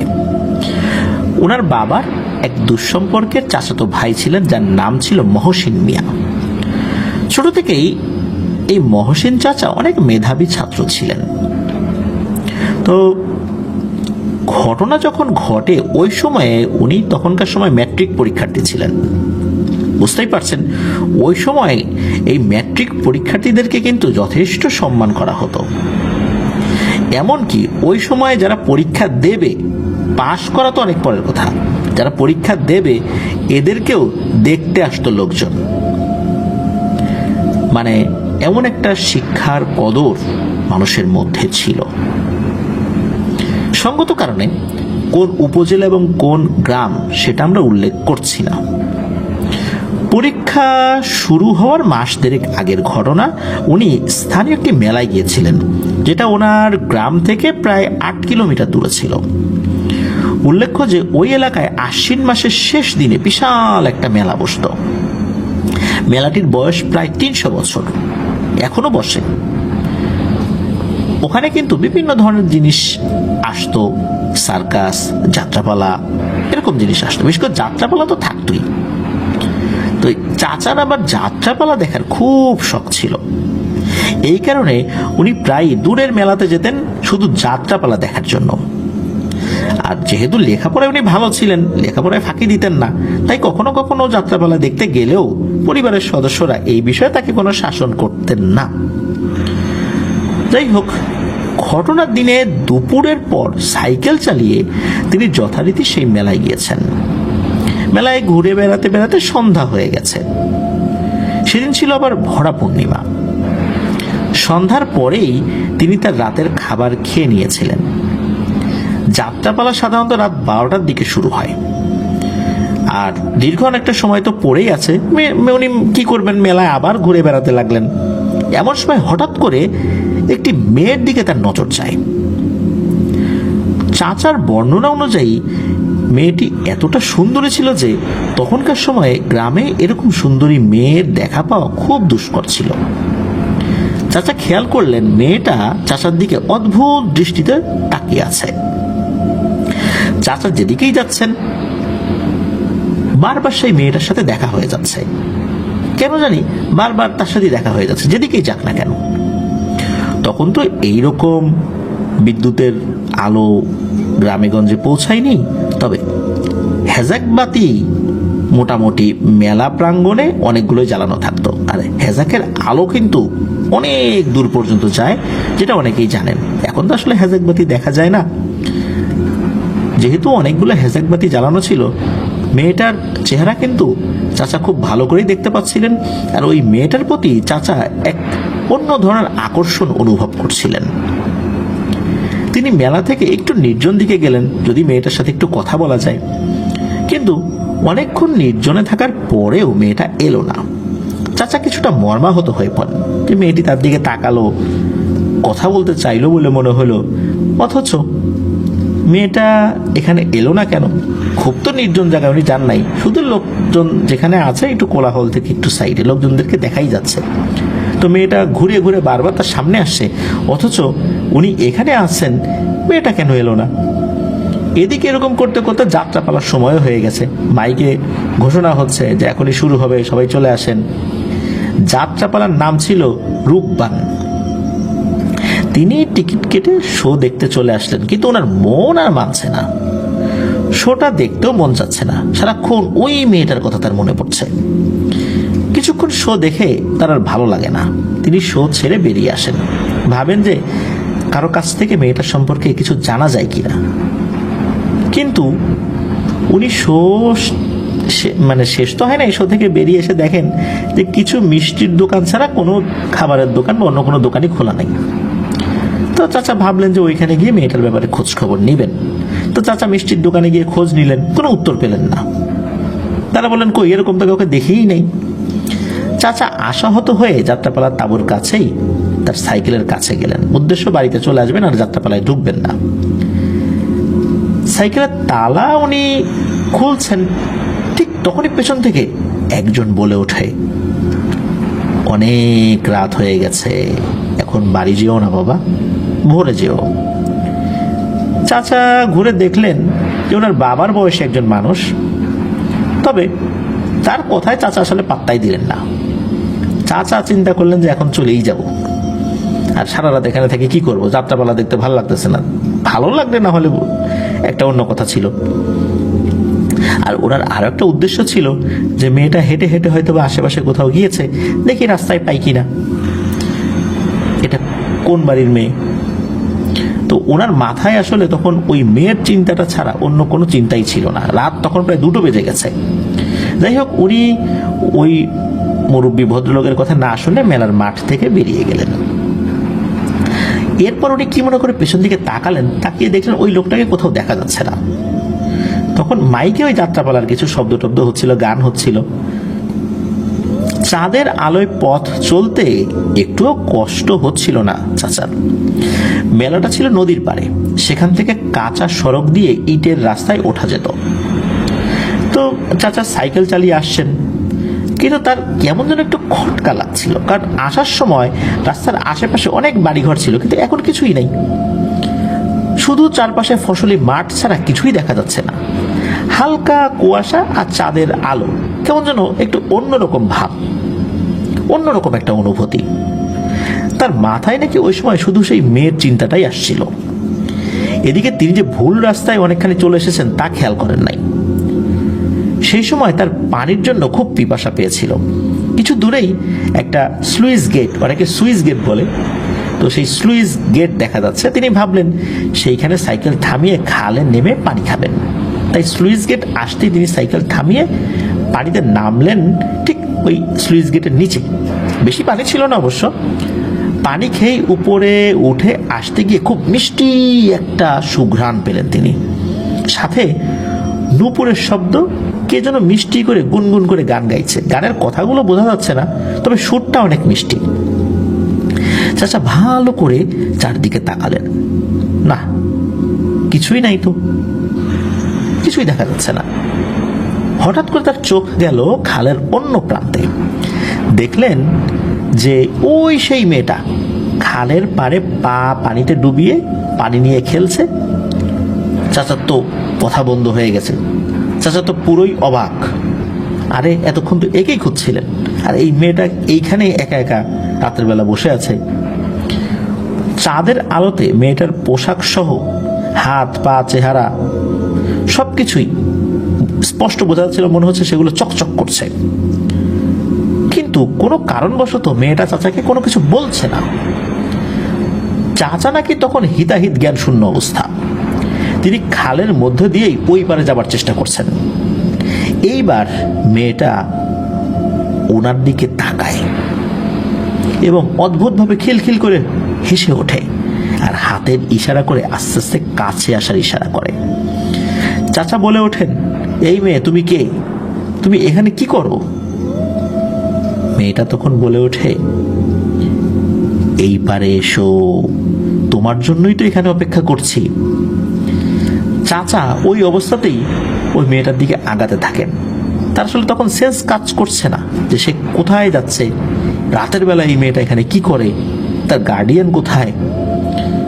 চাচা তখন মেয়েটার কাছ থেকে 3 থেকে 4 হাত দূরে ছিলেন। এমন সময় হঠাৎ করে কে যেন তার মাথাটা খালের পানিতে চেপে ধরে, দানবীয় শক্তি দিয়ে পানির ভেতরে চেপে ধরেছে। চাচা পানি থেকে উঠতে চাচ্ছেন কিন্তু পারছেন না। অনেকক্ষণ চেষ্টার পরেও তিনি যখন পারলেন না, পানি খেতে খেতেই মনে হচ্ছিল উনি মারা যাচ্ছেন। তার চোখে অন্ধকার নেমে আসে। পরের দিন চাচাকে খালের পাড়ে অজ্ঞান অবস্থায় পাওয়া যায়। তাকে উদ্ধার করেন স্থানীয় কৃষক। তাদের ভাষ্য মতে চাচাকে যখন পাওয়া গিয়েছিল তখন তার সারা শরীরে অনেক আঁচড়ের দাগ পাওয়া গিয়েছিল। তবে খুবই আশ্চর্যের কথা হলো, অজানা একটা সুঘ্রাণ চাচার শরীর থেকে নাকি পাওয়া যাচ্ছিল, যেটা তখনকার যুগের কোনো আতরের সাথে মেলেই না। এরপর তাকে বাড়িতে নিয়ে আসা হলো। এরপর চাচা সব কথা বললেন যে কি হয়েছিল, একদম মেলার শুরু থেকে শেষ পর্যন্ত, তার অজ্ঞান হওয়ার আগ পর্যন্ত, তখন মানে তার সেন্স ছিল, এই পর্যন্ত কি হয়েছিল সেটা উনি বললেন।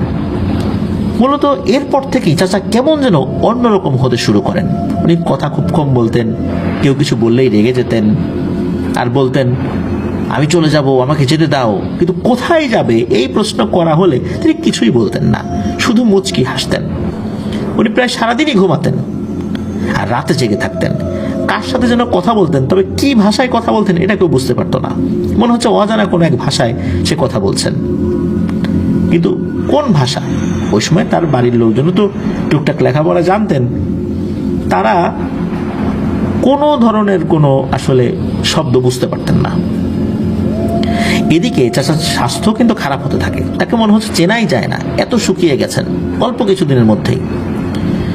এদিকে এই চাচা আসলে কি দেখেছিলেন না দেখেছিলেন, কোথায় কি হয়, টুকিটাকি জিনিস কিন্তু এই যে আমাদেরকে যিনি ঘটনা পাঠিয়েছেন তার আব্বার সাথে, মানে এই যে নাহিমুল ইসলাম ভাইয়ের আব্বার সাথে টুকটাক কিছু বিষয় শেয়ার করতেন আর কি। মূলত এই ঘটনার বিস্তারিত বিবরণ কিন্তু এই নাহিমুল ইসলাম ভাইয়ের আব্বার কাছ থেকে পরিবারের সবাই জানতে পেরেছেন। উনি যে বলেন নাই তা না, বলেছিলেন, কিন্তু একদম বিস্তারিত পুঙ্খানুপুঙ্খ বিবরণটা মূলত ওনার কাছ থেকে জানেন। তখন সবাই বুঝতে পারে আরে এটা তো পরি আসর করছে, রাতের বেলা এই পরির সাথে কথা বলে। তখন ওনারা তো হুজুর কবিরাজ ধরা শুরু করেন, টুকটাক চিকিৎসা করানো শুরু আসলে তারা করেছিলেন, কিন্তু আসলে কোনো ফল হয়নি।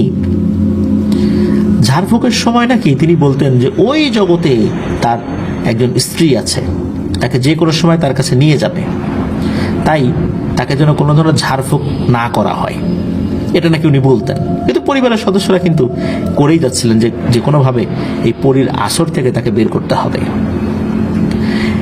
ওনার এই ঘটনাটা টোটাল 40 দিন স্থায়ী ছিল। এক রাত্রে হঠাৎ করে মুখ ভর্তি রক্ত বমি করতে করতে তিনি মারা যান। পরের দিন তার ম্যাট্রিক পরীক্ষার প্রথম দিন ছিল, আর এত কষ্ট পেয়ে উনি মারা গিয়েছিলেন। ওই সময় এই নাহিমুল ভাইয়ের আব্বাও সেখানে উপস্থিত ছিলেন। এক অদ্ভুত ব্যাপার হলো, ওনার মৃত্যুর সময় সেই অদ্ভুত সুগন্ধিটা এতটাই তীব্র হয়েছিল যে কেউ ঠিক মতো নাকি এই সুগন্ধির কারণে নিঃশ্বাসও নিতে পারছিল না, মানে এত তীব্র ছিল। অনেক সময় খুব কড়া গন্ধ আমাদের নাকের কাছে আসলে আমাদের শ্বাস নিতে যেরকম কষ্ট হয় ওরকম হচ্ছিল। আরও একটা অদ্ভুত ব্যাপার হলো, চাচা মারা যাওয়ার প্রায় 3 মাসের মতো সেই গন্ধটা ওই বাড়িতে ছিল। কিছুতেই সেটা দূর করা যাচ্ছিল না। সেটার উৎস কি এটাও কেউ জানতো না, আর কেউ কখনো জানতেও পারে নাই। অদ্ভুত ব্যাপার হলো, চাচা কেন মারা গেলেন, কে তাকে হত্যা করলো? সেই পরীটা কি হত্যা করেছে, নাকি ওই পরীটার কোনো আত্মীয় স্বজন ক্ষিপ্ত হয়ে চাচাকে হত্যা করেছে? পানির মধ্যে চাচাকে কে মাথা চুবিয়ে রেখেছিল? কেনই বা চাচার সাথে এরকম করুণ পরিণতি হলো? পরি যদি সত্যি তাকে ভালোবাসতো, তাহলে কি এরকম পরিণতি করা সম্ভব? এর ভিতরে কি রহস্য রয়েছে যা আজ পর্যন্ত জানা যায়নি, কোনোভাবেই জানা যায়নি? কেনই বা চাচার মৃত্যুর পর 3 মাস সেই সুগন্ধ সেই বাড়িতে ছিল? সবকিছুই এক রহস্য। আর এই রহস্যের দোলাচলে ঝরে গেছে তাজা একটি প্রাণ, একটি সম্ভাবনাময় প্রাণ, যার পূরণ কখনোই হবে না। এভাবেই উনি হারিয়ে গিয়েছেন চিরতরে। জানি না কি রহস্য সেখানে, অনেক কিছুই অনুমান করা যায়, কিন্তু কেউ বলতে পারে না আসল রহস্যটা কি ছিল, কেনই বা এরকমটা হয়েছিল। প্রিয় লিসেনার্স, বলেছিলাম যে শেষ দিকে এসে একটি হৃদয় বিদারক ঘটনা রয়েছে। আপনাদের কাছে কি মনে হয়, কি হতে পারে? এই ভিডিওর কমেন্ট সেকশনে জানাতে পারেন। এছাড়া আমাদের ফেসবুক পেজ এবং গ্রুপ তো রয়েছেই, সেখানেও জানাতে পারেন। যারা আমাদের ফেসবুক পরিবারের সদস্য হননি তাদের জন্য বলছি, আমাদের ফেসবুকের যে লিঙ্কগুলো, বিশেষ করে পেজ এবং গ্রুপের লিঙ্কগুলো, সেটা আমাদের এই ভিডিও ডেসক্রিপশনে দেওয়া রয়েছে। সেখানে গিয়ে আপনারা আমাদের ফেসবুক পরিবারের সদস্য হতে পারেন, ফেসবুক পেজে কমেন্ট করতে পারেন, ফেসবুক গ্রুপে পোস্ট কমেন্ট দুটোই করতে পারবেন। প্রিয় লিসেনার্স, আসছে পবিত্র রমাদান মাস। রমাদানের পবিত্রতা, গাম্ভীর্যতা যেন আমরা রক্ষা করতে পারি। পবিত্র রমাদান মাস ক্ষমার যে মহান বার্তা নিয়ে এসেছে, আমরা যেন তার পরিপূর্ণ ব্যবহার করতে পারি। সবগুলো রোজা যেন আমরা ঠিক মতো পালন করতে পারি। আল্লাহ আমাদের সেই তৌফিক দান করুন। আজকের এপিসোড এই পর্যন্তই রাখতে চাচ্ছি। যারা ঘটনা পাঠিয়েছেন তাদের সকলকে অন্তরের অন্তঃস্থল থেকে যেমন ধন্যবাদ জানাচ্ছি, সেই সাথে যারা ধৈর্য ধরে ঘটনাগুলো শুনলেন তাদেরকেও ধন্যবাদ জানাচ্ছি। প্রিয় লিসেনার্স, আমার জন্য দোয়া করবেন, আমার পরিবারের জন্য দোয়া করবেন, আপনাদের জন্য দোয়া রইল, আপনাদের পরিবারের প্রত্যেকের জন্য দোয়া রইল। মহান আল্লাহ সুবহানাহু ওয়া তাআলা আমাদেরকে ভালো রাখুন, সুস্থ রাখুন, নিরাপদে রাখুন, আফনান দ্য হোল ওয়ার্ল্ডের সাথে রাখুন। আসসালামু আলাইকুম।